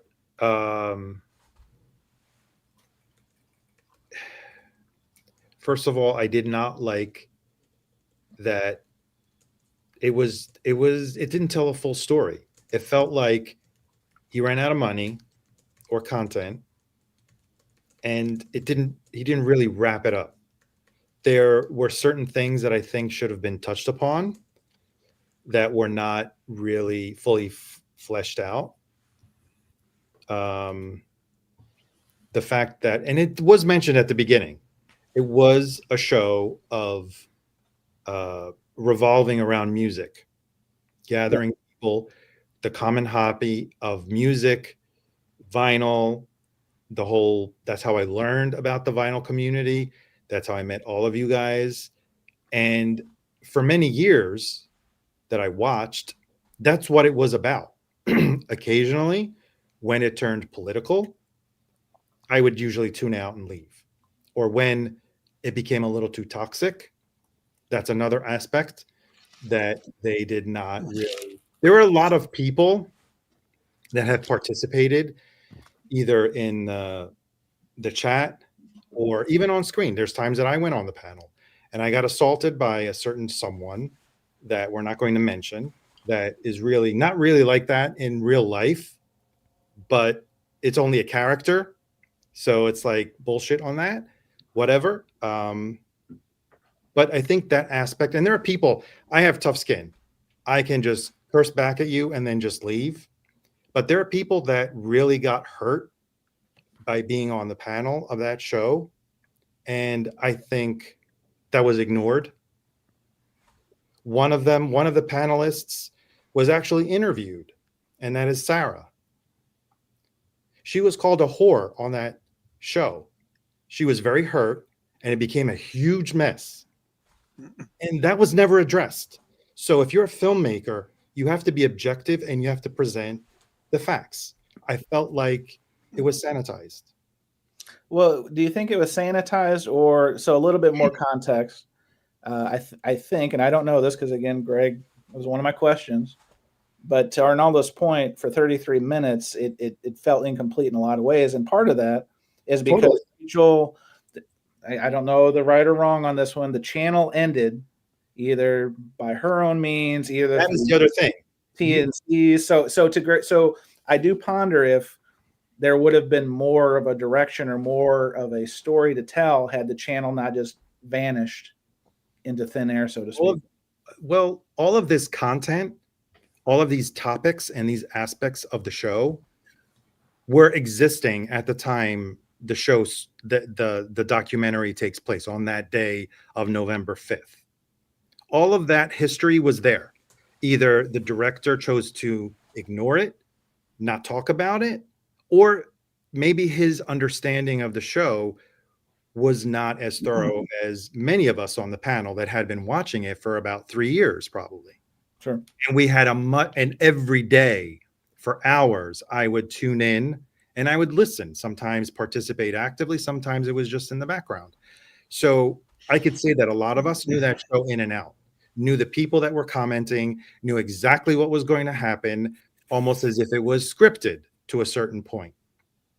So that for me, kind of like that, you're presenting the show as being only politically charged, because that's what the main focus was. And then the final part where it just ends like that. Yeah. There's like a conversation hinting at maybe Rachel being, the agitator and all this other stuff, but it got taken off the air. Some people say it was intentional. Some people say they pulled the plug. YouTube pulled the plug. That wasn't even addressed. Like, this is the show. They talk about politics. They get mad at each other. And then what happened to it? You're not, is the show still even a black screen, like a black screen? The Rachel show is still on. It doesn't even have, it's no longer every day, or the Rachel show got taken off air. Then Rachel restarted her channel or decided to end it. And then 6 months had a, come up with something, either whether it's the truth or an excuse. There was no closure. And I'm judging this from a documentary point. I've watched a lot of documentaries. You're supposed to tell a story. It felt like there wasn't an ending to the story. Like you didn't wrap it up. A filmmaker should know that in a movie, you're setting it up in the first half hour. The next hour is all the drama, and then you have the wrap up in the last half hour. That's for a 2-hour movie. Anyone that has written or read a book about screenwriting knows what the basics are. Same thing, I would think it applies to a documentary where you're telling a story. It's just like, and even the interviews, I'll let Jason then comment on his portion. I don't know. I felt like they were a little sanitized, namely Sarah's participation she comes off, there was more to that. And if you're giving her the microphone and you're not fully showing her character and what happened, how it happened, I feel like, it was half-assed. That's it. I'm done. All right. Well, David, so I want to go to David next because David did not watch it. We tried to get him to watch it. Technical difficulties. So I do. I will say one of our panelists who is not here did watch it. So Bong did a watch and run because I was hoping we'd have Bonger's participation here. But David, I'm just curious. You didn't see it, but just in terms of, I'm sure you've heard us talk about it. It was only 33 minutes. Do you have any kind of thoughts in terms of the show and making a movie about it? Like, where are your eyes on this? I did try to purchase it and it didn't go through for whatever reason. But the thing that struck me was it sounded like they had kind of narrowed everything down to the last 2 days of the show, before the election. And I'm thinking they were working on it a lot longer than that. And there's a lot more material. Of course. And there's a lot more context, I would say, to a lot of different things. And I'm just going to say at a macro level, even for my own self, that, I think one of the things that I found problematic is that a lot of things were just left to fester and continue and weren't, and they weren't promoted, but they were allowed. And I think that, I don't know if the personality of that level of offensiveness that occurred on the show got its due in the movie or not, but it should have, because there are a lot of people who were offended by things and were in fact hurt because of it. And, I think that was part of what made the show interesting to some, but it also was part of the legacy of the show. And to pull it down to merely that end and political realm, to me, really whitewashes all of what happened before it. So that's fair. I do want to that point, I want to jump on what David just said real quick, but Wax is here. I do want to show this comment because Wax is in the film, has not watched the film. Says movies are made in editing. It could have very little to do with the finished script. Hear you on this, but to David's point, that was kind of part of my take was I thought it could have went in a lot of different directions. And I think it just, like what Arnaldo said, it just touched on a little and it was just kind of all over the place. Like the story of a transgender person who's a Trumper who, has to go through this journey, was adopted, all that kind of stuff. That's an interesting thing that only got a little bit of time. I don't have an issue with the 2 days of the election. I think that's a story within itself. I think telling the tale of online communities, and to David's point, a lot of the what I call keyboard courage of people in the gallery who are very inflammatory and who become they weaponize a lot of their conduct. And the like when you watch this show, and again, Rob does a nice job, and I told him this privately, on his show, on this show, on a lot of other live streams, I feel it's a duty of the host and of the show to nip a lot of that stuff in the bud. I feel like Rachel's show was anything goes. And right, wrong, or indifferent, that makes that show a lot different than other live streams. I think it was AGK was talking on that show this weekend and said that this show, in his opinion, and keep in mind he was in the documentary, he thought it was a great view of how podcasts are made. And I'm here to tell you that's not how podcasts and that's not how live streams are made. That's how that one is made. But to David's point, there is a lot of personality clashes. There's a lot of unsettled tension in the chat. And I didn't like that. But anyway, so Chris, I want to move to you on this one because you obviously didn't know the Rachel's Ghost situation until you met us. Yeah. So, until it was something, and keep in mind, contrary to popular belief, the only time that this has ever really come up in our little orbit is indirectly or directly. Like when I travel or I go to record shows or I meet up with other VC people, maybe it comes up in passing, but it's not like we're catching Chris up to speed on the history of this. I wanted Chris to kind of go into this as he is, kind of like new eyes to an extent. And so you watched it. What did you think? Yeah, Chance. So I think you and I chatted briefly on this. I've been watching 90% of my YouTube history for the past 10 years is music and records. This show somehow was never on my radar. I had seen Arnaldo's channel before I knew you guys. I watched Surface Noise quietly and watched like University of Vinyl, like pretty much everybody. This never came up in my algorithm, so I was very ignorant to it. I only caught wind of it based upon kind of the fallout, and because you guys being close to it, just informed me like, what is this show you're talking about? And you guys told me, and I've seen you, Chance, get approached by people at record shows like referencing the show, and it's very high level casual. So I really had no context. What I did know was that it was apparently the definitive VC stream for a while that took a turn. That was my impression of it. Okay, that happens. So I walked into this documentary and I'm like, man, now I get to see when it was about music, right?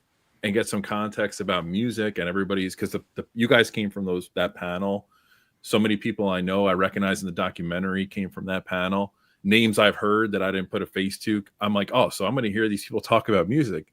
And then I'm like, 33 minutes. I'm like, how's he gonna do all this, right? And I was just disappointed based upon what I was looking for. And maybe that's the wrong thing to walk into because I don't have a context or a stake in the game of like knowing the drama, because it seemed like a very drama-filled environment. It's what's upsetting to me, I think. And by the way, I'm very grateful that you guys met on that show because now I got to know you for having this show and becoming friends with you guys. So there is some kind of lineage there, I guess. But it just seems to me it was always branded as like the definitive VC show for a while. By the host. I mean, the host was okay. There was no shortage of braggadocio to say that was the live stream of the VC, and to some certain respect, that's true. Again, I go back to the content, but also the timing of the show, also the drama. It was like a potpourri of all those things. Yeah. So on one hand, it's braggadocio, but on the other hand, it's kind of true because right, hundreds of viewers every day. I mean, to do a live stream every day is like, I can't even fathom. I mean, because doing it once a week, hosting this shit once a week, it's work. So I get it. However, different program, different style, different situation, right? Yeah. And that's what I'm kind of getting at, because I'm understanding, like, look, Mazzy's on that panel. Mazzy's got tens of thousands of subscribers, make videos all the time. I watch Mazzy's videos. I've watched Mazzy's videos before I knew who he really was. Rob was on that panel. He's in the documentary. Tokyo O'Brien's on the panel. He's in the documentary. These are all people that I watch talk about music on a weekly basis. And then I get the show and I'm like, oh, this really was my music. So my point is here is, if this was labeled as the VC staple of a show, and to your point, Chance, hundreds of viewers every day, if I'm coming into the VC and this is the first show I'm going to watch, I'm like, what the hell is the VC? Sure. Like, what is this all about? So I was just disappointed because I was hoping that I knew the drama was going to be part of it and the environment of the show from what I've heard and like clips I've seen, but I thought I was going to get some background, like, oh, like Rachel really likes this band and you can hear her talk about music, but you didn't get that. And I was just like, oh, we spent 2 days on controversy. I was like, I kind of wanted more from it. But other than that, like, it's hard to tell a story in a half hour. I think to Arnaldo's not knowing context with Arnaldo and what you guys said, it was just lacking. I don't know if Greg ran out of content, didn't have enough time. Obviously, the show abruptly ending causes an issue.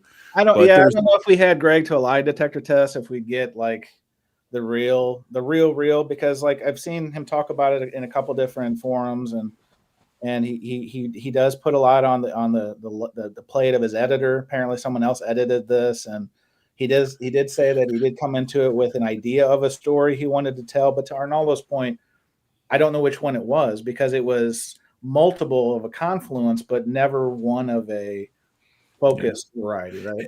And documentaries change. You hear that all the time. People say, like, we intended to make this documentary and this happened, and that's fine. That's not what my critique is. My critique is like, I didn't really learn anything that I didn't suspect from what I've gathered on YouTube videos and parody videos of people talking shit. Well, and you know what I mean? And just one second. One last thing, Arnold, real quick. I talk to you guys every day more than I talk to anybody besides my family.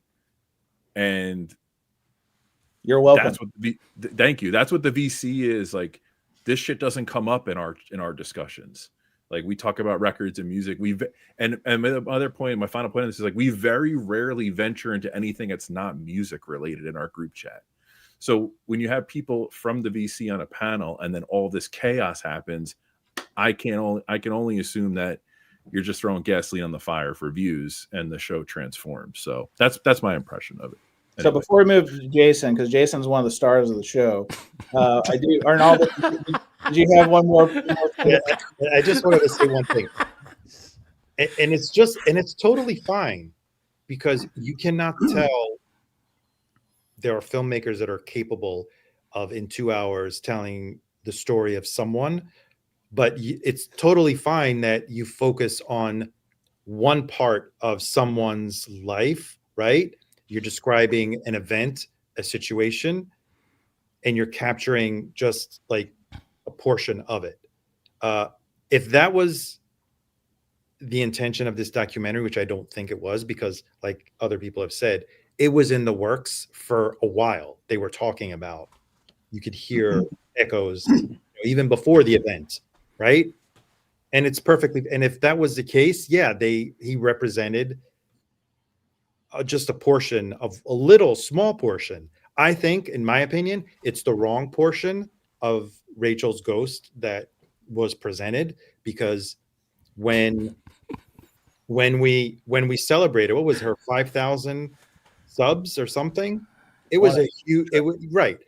None of this political stuff. It was a celebration of everyone thanking Rachel for bringing a lot of people with a common interest of music, mostly, together, right? And we had fun and making fun of people, and it was entertaining until it got, out of hand, and that's when I would just tune out. Well, we'll come back to that. I want to get Jason's take, since he is one of the performers in the production.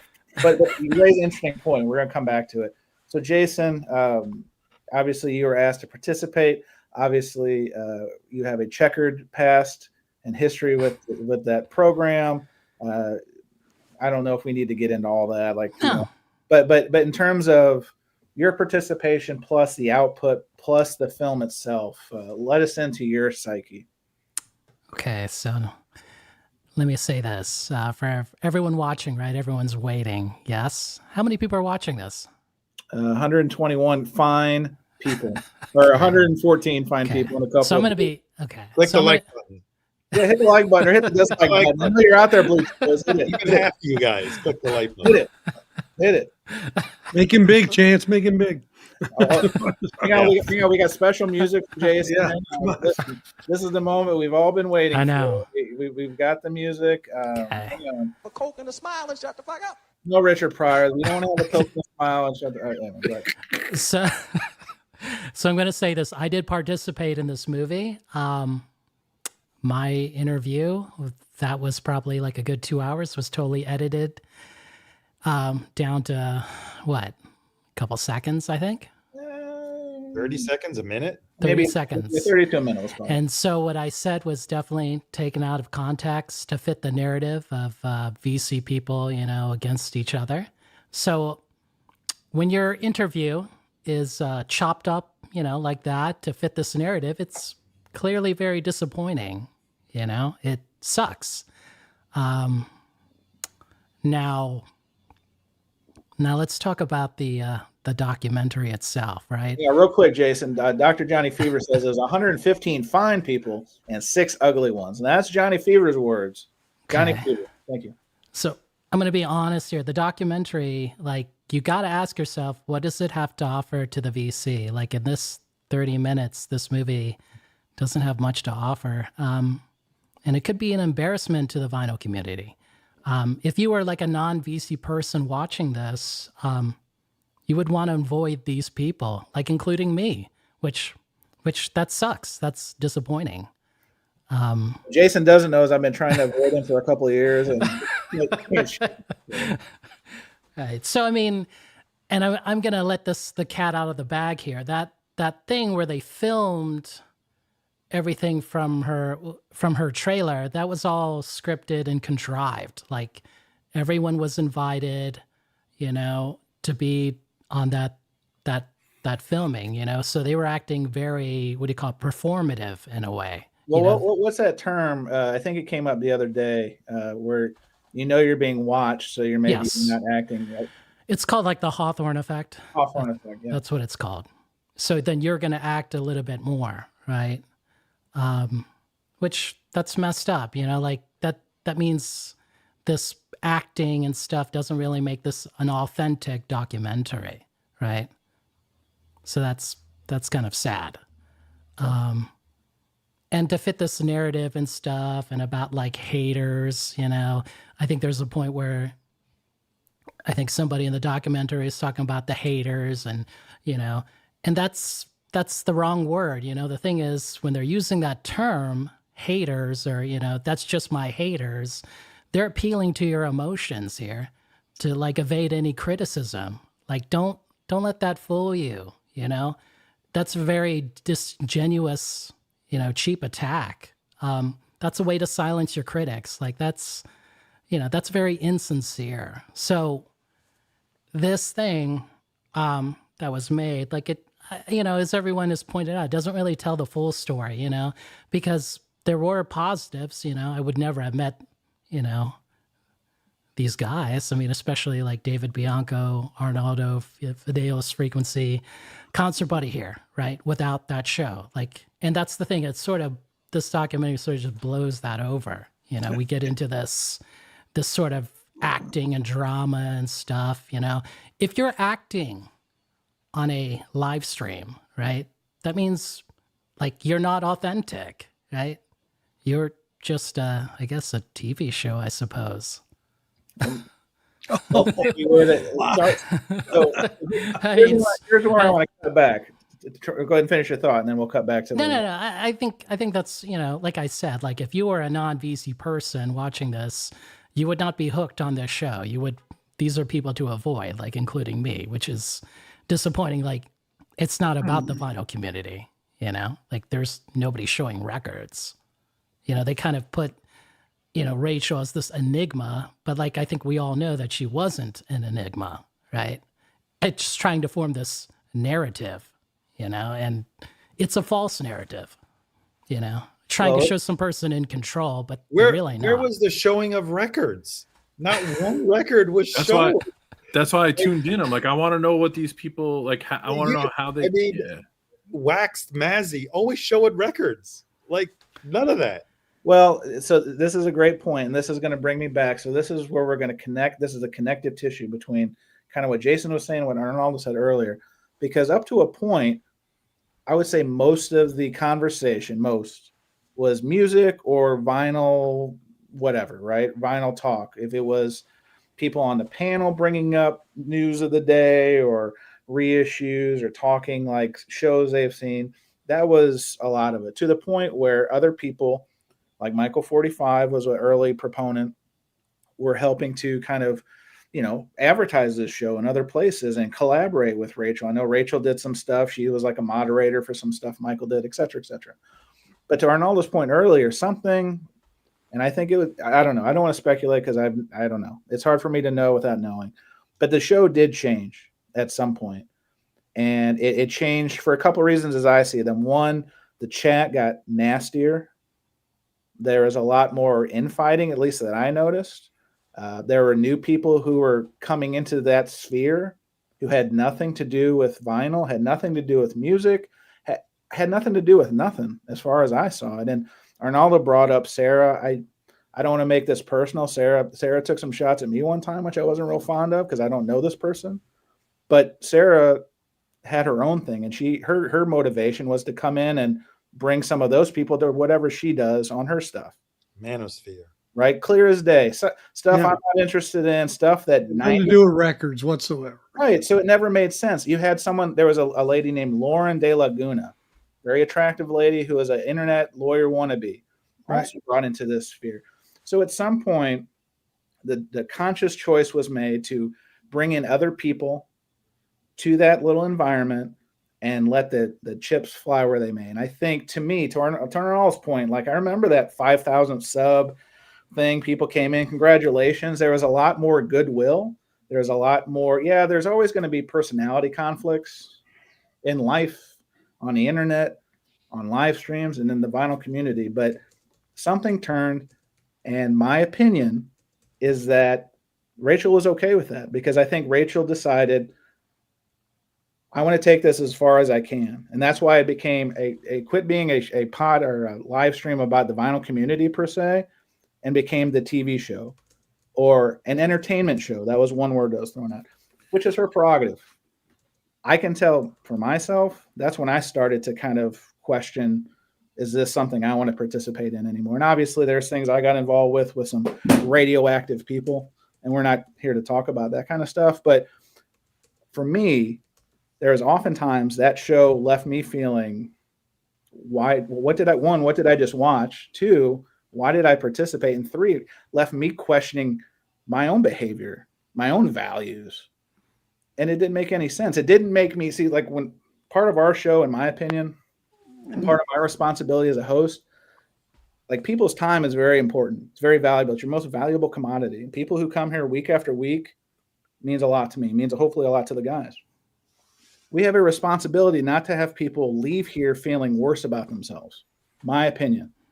Yeah. That is somewhere that Rachel falls very short, because you have a lot of stuff about there's no such thing as a bad boy. I'll let these trolls come in and wind people up. Rob's here. Rob is her friend. And she would actively allow these trolls to come in and wind her friend up. That doesn't make any sense to me. She would let the trolls wind any of us up. Why? I don't understand. And that's something that I think could have been talked about, because the chat is a big part of that show. And that was a part that it wasn't even mentioned. It was just shown as an afterthought. I mean, several people in those 2 days of shows add a lot of context to those conversations. I mean, the second day, Mazzy came in, he made a statement, and he said, I'm gone. And he left the show for, I forgot how long it was. That's her friend. That's her friend. I don't know. That's a story that should have been told, or could have been told. So Chance, I have a question for you and Jason that's specific, and then for Arnaldo. So you kind of answered this already, but for Chance and Jason. So Chance, your experience on that live stream, how does that impact the way you run this live stream? And Jason, your experience on that live stream, how does it impact the way we run VC Social Club? Go ahead. You go first, Jason. I'll go behind it. I learned the good things about that show. And it's about like chat engagement and how to run the live stream, Like, I'm not as, easygoing as CONCERTBUDDIE here. Like, he's got this down pat. Like, I do the chat engagement a little bit better, I think, because it's fun. I mean, I can't help it.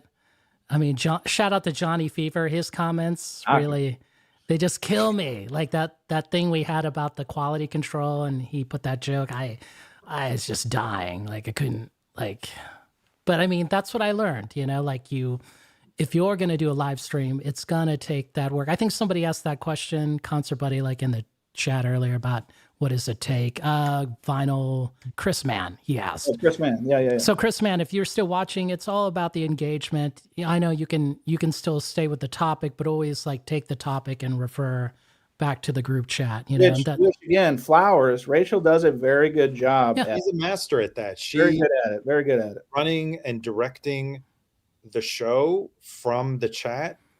That's a skill that it's really hard to multitask when you got 6 people on the panel talking on top of each other, because that's what a lot of was happening, and then managing the chat and being able to pick out those comments that would either fuel the conversation, make it turn bad because or that was pivot, or pivot into a new topic, and no one can take that. I haven't seen anyone run. You do a great job at it, Chance, and so do you, Jason. But Rachel had mastered that somehow, and she is still excellent at doing that. And it's sad that the reason that we all knew the show for was missing from the documentary. I think I'm going to quote like totally fine that you want to present a moment in time of something, of somebody's life. That's documentaries can be made of that. But to your point, it seemed like it was a little more of a mockumentary where it was, staged for that with the film crew. That I guess that's a different way of doing a documentary. I'm used to documentaries where you're interviewing a bunch of people about a certain thing and you're showing footage and of events, or you're narrating, right? I do want a brief interlude because the poll is still going about Seals and Crofton, Lionel Richie. This is what we call an intermission. Jazzy Jeff Chicago says the poll between a Lionel Richie and Seals and Crofton one step was the equivalent of asking, would one eat boogers or sliding down a razor blade banister? I am betraying my age in Midwestern roots. Fair enough. Eating boogers. Wow. That's funny. No, but to Arnaldo's point, from a skill set and being able to control the conversation and manage the operation and all this is, like, my hat is off and will always be off. Like that is a skill. Again, I go back to what I said before, is that we're talking about the documentary. We're not talking about any merits or anything that happened on Rachel's show. Right. And so that's something to the documentary. I think that was all missing. Yeah, that is something that if you're telling the story of Rachel, right? If the subject is Rachel, you have a lot to unpack there. You have her background, you have meeting Sue, which got a little bit. But then, like, for somebody to have a daily show every day, how do you do that? How do you, how do you manage these personalities? Like, if that was the focus, that's an interesting story. That is a story that we can relate to, obviously, directly and indirectly, but it's an interesting story. If it's the story about the election, here's this group of online people and, they're warring about the election, and great. But yeah, to Arnaldo's point, way back, it just kind of felt everywhere. So my question is, how much of that do we think had to do with the pulling of the plug, however it got pulled? Because it felt short. It felt short in terms of direction. It felt short in terms of storytelling. It felt short. And like Wax said earlier, there's a lot of short films that can tell a story start to finish in 10 minutes. Right, and it could have been, like he's saying, the editing. Jason is also confirming out of 2 hours of an interview that he had, it was misquoted, a lot of his participation. So, but in the end, what was the message that they were wanting to send? I mean, when you do something, a film, anything, you're on a mission statement. You say, here's what I'm trying to convey. And even in spite of what happened at the end, it was this, where's the context to what the show represented for all that time? And that was the whole journey when, they talked about doing this show and the movie long before the ending there. And that was kind of the pieces and parts that were going into it. And then all of a sudden, it seemed like this thing at the end created a massive left turn relative to what the story was really supposed to be. So what was the message? It was really great, and then it fell apart. What was, I don't really kind of get what the end game was. Jason, what do you think the message was? Like there I a said, message? Was there a message? There's no message because I think somebody said in the chat, like it's been the movie was edited twice, right? So whatever the intention with the first edit, like Greg probably, he didn't like it, so then got another edit, right?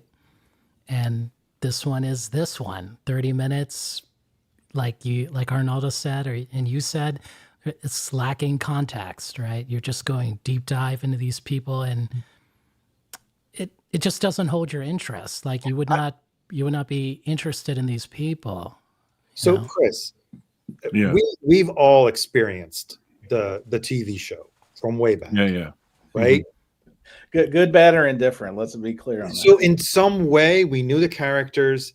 We could see what was missing. We can probably connect some of the dots because we know, right, all the characters. You came into this fresh. What are your what did you take away from the TV show? So I'm going to make a comment that's going to get taken way out of context, and it's not supposed to be that Jason way. is an asshole. No, when I watched the documentary, I'm like, why did you want to make a documentary on this show?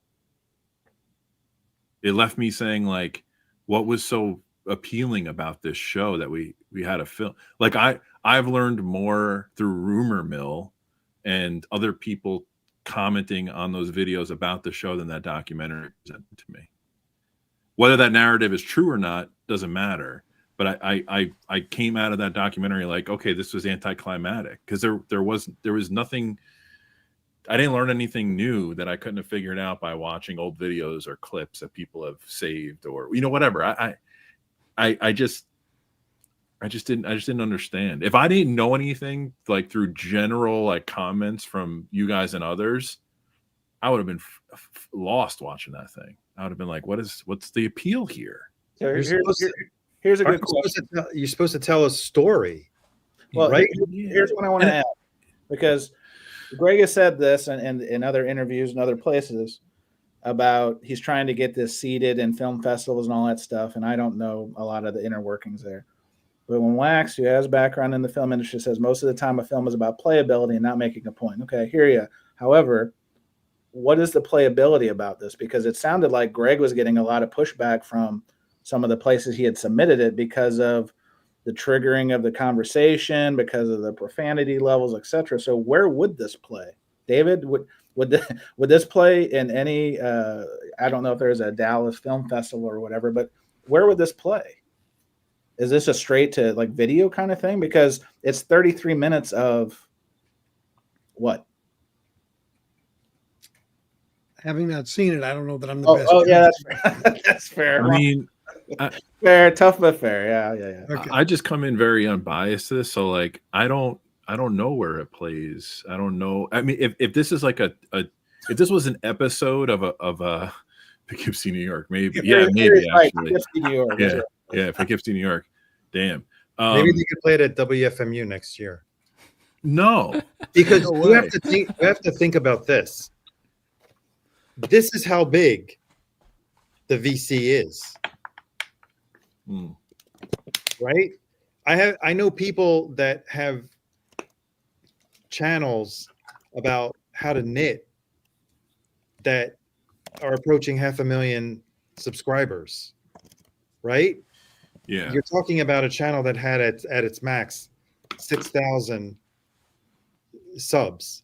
So it's like it's a grain of sand in the universe of YouTube, and your only focus is people who are into vinyl and music, right? There's tons of other Trumpian, right-wing, bigger platforms that people are. If you want to portray that aspect of the TV show, you're competing against bigger, a lot of headwind, right-wing Trump supporters that are not going to really like it.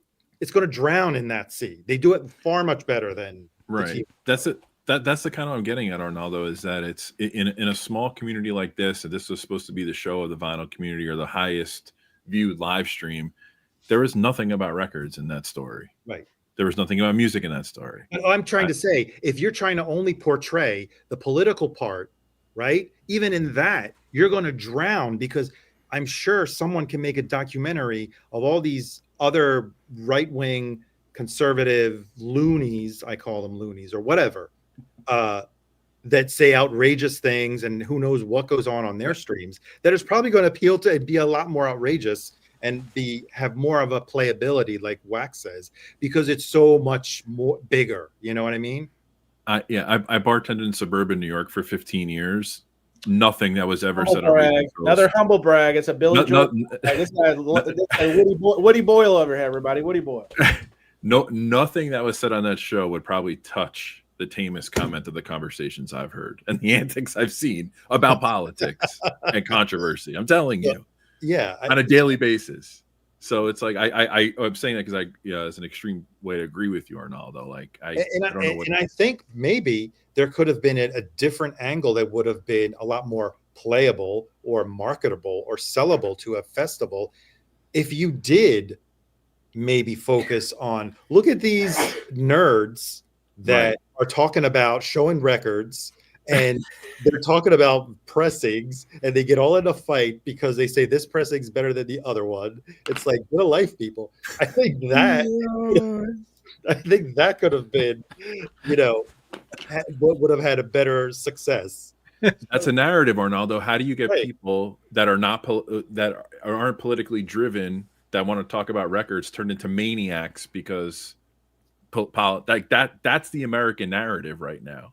Like, you can't have a dialogue of debate without people offending each other, not talking to one another, ruining holidays. It's interesting you say that, because that too could have been another avenue of this, because you have such polarity in some of the views between Rachel's extreme views, and I'm going to say on the other side too, let's just be fair, and how that at the end of the day, they come together to talk about music or whatever brings it together. There was no talk about the Beatles, was there?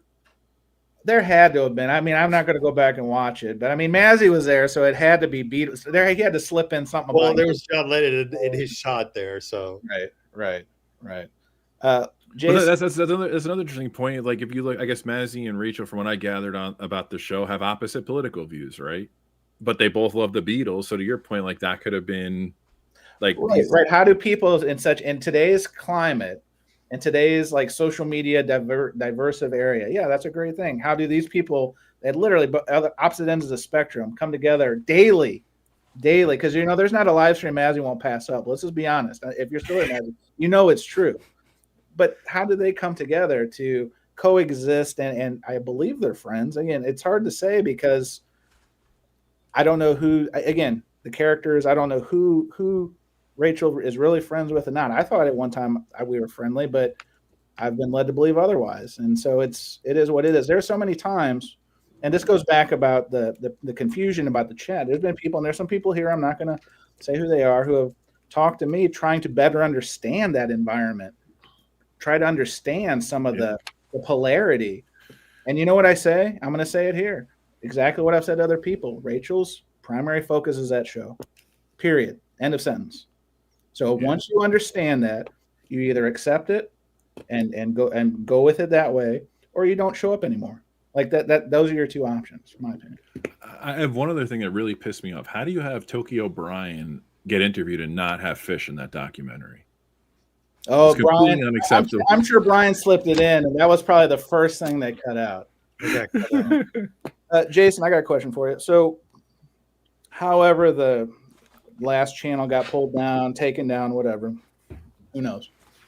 Do you think that this film would have benefited from that show still existing, for more footage, for more extension of, like, when Mazzy took his sabbatical that day, all that kind of stuff? Do you think that it was short because that pulled the rug out from under Greg from that perspective? Well, I think he's wanting, and I can't, like, I'm not speaking for Greg, right? Like, he probably made this short edit of the film to get more, interest, to make a longer film, right? But at this point, this movie, because or whatever. It's a stretch to call it a documentary, but here we are, like it's not that good. I think anybody saying that it's like, good, gonna make you a movie star, like that's not true. That's false. Well, we're not movie critics. We're just What? You said you were a movie expert before this stream. What's Did going I on tell you here? my uncle is Gene Siskel? What the hell's going on here? So we're only giving our opinion about a show, a TV show, or documentary that we watched. Yeah. So Chris can give an honest opinion, not having participated, not having been there and living through most of it. So he gave his account of what he felt when he watched it. We had a more active participation, Chance and I, and Jason's in it. So yeah, Jason, Mr. Movie Star. I mean, when is the Academy calling you for your in memoriam segment? Right, I'm on the blacklist now. No, because because I'm seeing comments in the gallery about, well, movies are this and movies are that and we're not movie critics. We can only tell, and if anything, we could be the the test panel when they show what are they called when they preview movies for the Screening. I'm sorry? Screening? Yeah, the screening panel, whatever. And they do tweaks to the movie and they re-edit the movie, they change endings and they do other stuff. So we're just giving feedback on what we watched. We're not saying how it should have been. We're just saying this is, having participated, I think maybe we can and say, well, I would have liked to see more of that. Or maybe that wasn't really fully fleshed out. Focus group. Yeah, Scotty's right. Focus group. Focus group. Thank you. Well, let me ask you this question, and this will put a bow in it. So at the end of the film, what I thought was the most, I don't know, poignant's not the right word, the most impactful thing, and that is kind of solidified a lot of my, let's call it, current thinking about what it was, what it became, whatever this new conglomeration of the show is now, was when Rob was going at Melody. And they panned off and they saw Sue, who is one of my favorite people in the world, getting upset because of what was happening. And Rachel, they I guess muted or whatever. And so you heard what Rachel was actually saying off screen. Like, you didn't see it that day because we were watching it. And Rachel was almost like, I don't know what to do. Like, she knew that was making her partner upset, and then made a conscious choice to, rather than cut it off, which is Sue was saying, I think we should stop the show like now. Because sometimes the show would get that contentious. And Rachel chose to try to see it through, try to land the plane. And to me, that was a reiteration of, that's just not for me. That's just not something, like, if my partner is upset, visibly upset about something, I'm not prioritizing a live stream. I'm not prioritizing the chat. Sorry, guys. My panelists, whatever. If my partner's upset, I'm stopping that. And Rachel, for only reasons that she can explain, wanted to continue plowing through like a bulldozer to kind of land that plane. And that is to me the most important piece of whatever that film is, whatever story it's trying to tell, because it drives home the point that show is that show. And this show and Rob's show and Psycho Platters and whoever does live streaming are not that show. What do you think about that, Chris? Well, sorry, I'm not Chris, but go ahead, Arnold. I mean, the camera was on them. They're in the middle of doing a documentary. It's a key moment because of her platform, right? I'm not justifying in any way what decision was made, but I can also put myself in maybe Rachel's shoes as to what she had to do. There's a camera on you. You're doing this documentary, or they're doing this documentary on you, and it's an important day. Maybe that went into her decision making. I don't know. I'm just guessing. I mean, that's a way to think about it. Yeah, that's possibly. I didn't. It's a really good pickup by you watching it. I think that's why I posed the question to you guys is like, because listen, we all get along. I don't think we always agree on everything that we talk about. We healthily disagree every day with each other. You guys don't let people talk shit in the chat and be abusive. You defend members of the chat, and I don't think we're soft people. Like Arnaldo and I are from New York. Like we're not. We're not. No. I'm like soft. I've been called soft by the host of that show. Sensitive was the word. So, but that's not the case. I wanted to get out that I see the. Listen, every show has an influence. That influence maybe had some positives because it brought people together. The biggest positive it has, I think, it's taught other people in the VC how to run their shit and how to do it legitimate. And I see you guys coming out of that as a learning experience. You don't let it fly here. I know like Mazzy and Jason bust each other's balls. Like it never gets contentious in the chat, right? I know that, people attack you, Chance, or whoever. We all get attacked. They'll have parodies. Like that's fine. And it happens, but it's never toxic. I never walk away from the stream being like, damn, like I don't ever want to go on that again. I always walk out and say, I don't want it to end, or I'm like, I'm really glad we did that tonight. Good show. Like, and that's, I think, what's the lesson here. And what you brought up in that subtle moment about trying to land the plane, like, hey man, you guys know if my wife has a problem, I'm jumping off this stream, right? Whether it's a toxic thing that somebody says, or she just has an issue going on. Like that's kind of, it seems like when you bring that up, it overtook Rachel in that moment. And that negativity was like fueling, or like that drama like fueled the show, like fueled the machine, where you don't it's need hard that. To say. I mean, only Rachel could say like what you was. Arnaldo makes a good point, knowing that the documentarians are there. Maybe it was like a freeze up moment. I don't know. All I know is the camera's always on. The camera's always on. Well, that's the point. Is like that's just one instance, but there have been we've seen that show. The people in the gallery have seen that show. I'm guarantee there's been other moments where it got very ugly between people. And again, this is my opinion because this is how I run this show. You got to step in. You got to stop it. Stop the fight. Like Rocky IV. Stop the fight, because what is the value add? I know you've got 3 hours of content to fill, but at some point you have to just say, enough's enough. And like or like Arnaldo said, like Rachel's very skilled. Steer it in a different direction. Yeah, call the instead, I feel, and that's something that I don't think that they really kind of could have leaned into. And she's at the controls. There's always, how many times has she put someone off screen because it got out of hand? There's different ways. Like you said, you steer the conversation, take someone off, and like, you're done. This conversation's over. That's it. Move on with the show. So there's also an alternative question to this, which is it has nothing to do with Rachel actually, or the show. I got the impression from watching that 33 minutes or 30, whatever it was, that it was a toxic place to be in. And it wasn't always like that, though. It wasn't always like that. No, I understand that. You guys are informing me what the story didn't tell me. But it seems like it was a pretty toxic environment. The flip side of that is that people are drawn to train wrecks. It's a catch-22. You're right, Chris. They are. Personally, I'm always reticent to say toxic. Do I think that it could have been, should have been, people should have been prioritized in terms of the gladiator aspect? Yeah, that's my opinion. It's not my show. It's not my channel. Conversely, like look what's happening now. Like pulls the channel, starts it back up.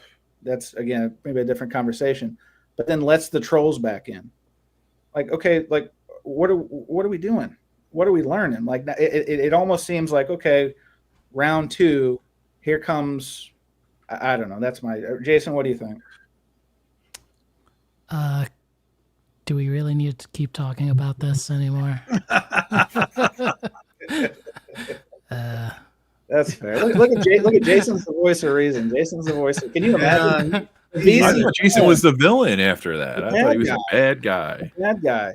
And there's no that's the point. There's no reason to create good guys and bad guys if you're a community, right? There shouldn't be a villain. There shouldn't be someone pretending to be somebody else just for the sake of a show. If you want, that's, that anyone's free to do so. But I'm just saying how it shouldn't be, right? Now, Mark makes a good comment. Mark Boyd says this conversation is as uninteresting Damn, as Mark. the show. Eating the monsters. Well, Mark, I'm gonna say it publicly. I take great pains to make this show. I don't ever foresee us bringing this topic back up. So rest assured, I don't think that we'll ever, because again, this is what I call a backhanded compliment. There's nothing else like the Rachel's Go Show or whatever it's called now. Ghost 2, Patreon, all that kind of stuff. So that's true. So that is in one universe. This is in another universe. I'm hopefully cool with those people. I'm sure I'm going to get destroyed tomorrow on the Patreon when it's a small group of like-minded people and say how I've turned on Rachel and all this stuff. Listen, Right. I have nothing but appreciation for Rachel. She was supportive of me when I was starting out doing this stuff. I wouldn't have a channel if it weren't for Rachel. So don't take opinions of a documentary as a personal thing. Do I think Rachel's my friend? I don't know. I don't know anymore, because I don't think friends do friends in certain ways. But that's my opinion, and I think that once you're on the other side of the Cosa Nostra, so to speak, I don't think there's any coming back. So I think, like I said, Sue's one of my favorite people, but I can't go back. That's just how I am. Anyway, I do want to say one more thing here. Go for it. I'm not the VC villain they claim, they say for all the show. I mean, look at me. Look at my background. I have look at this. 1973. I got the Ringo record. Only a fool would have this record, okay? That's a good, I mean, that's, and then next to it is like the Clash, right? And then next to it is like Johnny Guitar Watson. He covers Fats Waller. This record is so amazing. Like, it's unbelievable. His name is Johnny Guitar Watson, but he's playing piano. Like, what is this? Like, what's going on? Harry here? said that's his best album. Harry's here, and Harry is a Beatles guy of no other. It's true. I mean, Harry, it's not Good Night Vienna, but nothing is Good Night Vienna. Let's just leave it like that. Where's your Jessica Simpson album? You took that one. I'm going to tell you, I'm going to give it away. That one made my top 2025, Arnaldo. Nice. Let's end on a positive note, because we do have Kindness Corner. We don't go there as often as we should. I think Mazzy misconstrues this show as Complaining Corner, but we do have Kindness Corner. And this is a good comment. And I don't, again, for as toxic as the show can be, it had some wonderful moments. Agreed. To me, I think any show, not just that one, this show, whoever's show, lean into that. Like, in such a divisive, again, here we go. Herc, you're going to make fun of me again. In such a divisive world, like Rob says it all the time, this should be a distraction. You're investing your time watching us talk about records and complain about seam splits and all this kind of stuff. There are good moments, and there were good moments there. I remember when Fred Putterman, like, we did the thing to help him with his car and all that kind of stuff. More of that, less of this, right? But that's just one jabroni's take on all this stuff, and as Kenny Rogers would say, 249, see you at the counter, leg and potato combo at the Kenny's Cluckers. Anyway, all right. Well, good run, guys. A lot of fun. A lot of hard feelings. But also, again, Greg, good luck with it. I wish you could have been here. I don't know what happened. I don't know if you're afraid of our masculinity, our masculine powers, but good luck with everything. At least it filled an hour of our program, so here we are. Herc is like, that was depressing. Herc says it for everyone. That was depressing. It's like, thank you. Tokyo Brian, bring us back to light. He says, Jabroni, I was waiting for it all night. Well, here we are. The thing is, I'm going to quote Mazzy here. It's about the music, and it always should be. That documentary, that movie is not about... on the path? It's not about the music. It's not about the music. So, I mean, that's one thing. I'm going to leave it with this before you end it, Concert Buddy. That's one thing that it taught me, and shout out to my friend who's watching. It taught me, like, who was cool, like who knew about music and loved it and were passionate, like the people in this panel, and then other people who are not about that. They were more about the drama. So, I put them aside and I hang out and focus with people into the music, right? So, yes. I think, you know what I'm reminded of, Jason? That was beautiful. That was beautiful. But you know what this reminds me of? This reminds me of that time where they were singing "We Are the World" on stage, and Prince was there. Oh, and Quincy tried sticking the mic in front of Prince, and Prince had a lollipop, and Prince wanted nothing to do with that song. If you know why Prince does not like that song, anyway. So Prince then tried sticking his lollipop in Quincy's mouth. That's exactly how I felt just as I was listening to you say that, because lovely, accurate, and it made me want to put the microphone in front of your face. All right. Well, that silence is golden. No one knows that reference. Maybe I'll put it in the show notes because it's a great clip. It's a great clip. I want to thank my guests. No, it's a great clip. We'll be back next week. Cheap plug. The Wolfman is going to stream after this. There's a link in the chat. I guess I'm back on the good side of the Wolfman. He was here, so I'm glad to see him. Not banned. Fake news. My guess. If you want to support, I should do that because Greg was kind enough to give us the link to have this conversation. Let me find that. I'll put that in the show notes. I don't have it handy, but I think it's only a limited run. I think he's trying to recoup some of his costs. If you want to watch it, watch it. If you don't, you don't. And if you do, you do. And if you won't, you won't. Thank my guests. We'll see you next week. And everyone likes this. The link. I'm putting it in. Oh, David, thank you. David coming in clutch. There it is. Oh, maybe that's where you got bricked up. This is where David tried to watch and it didn't work, but you can figure it out. Anyway, thank you guys. Appreciate you. Everyone who was here. If I didn't name you, apologies. I do appreciate everyone coming by. It means the world. And I think that's all we say. Good night.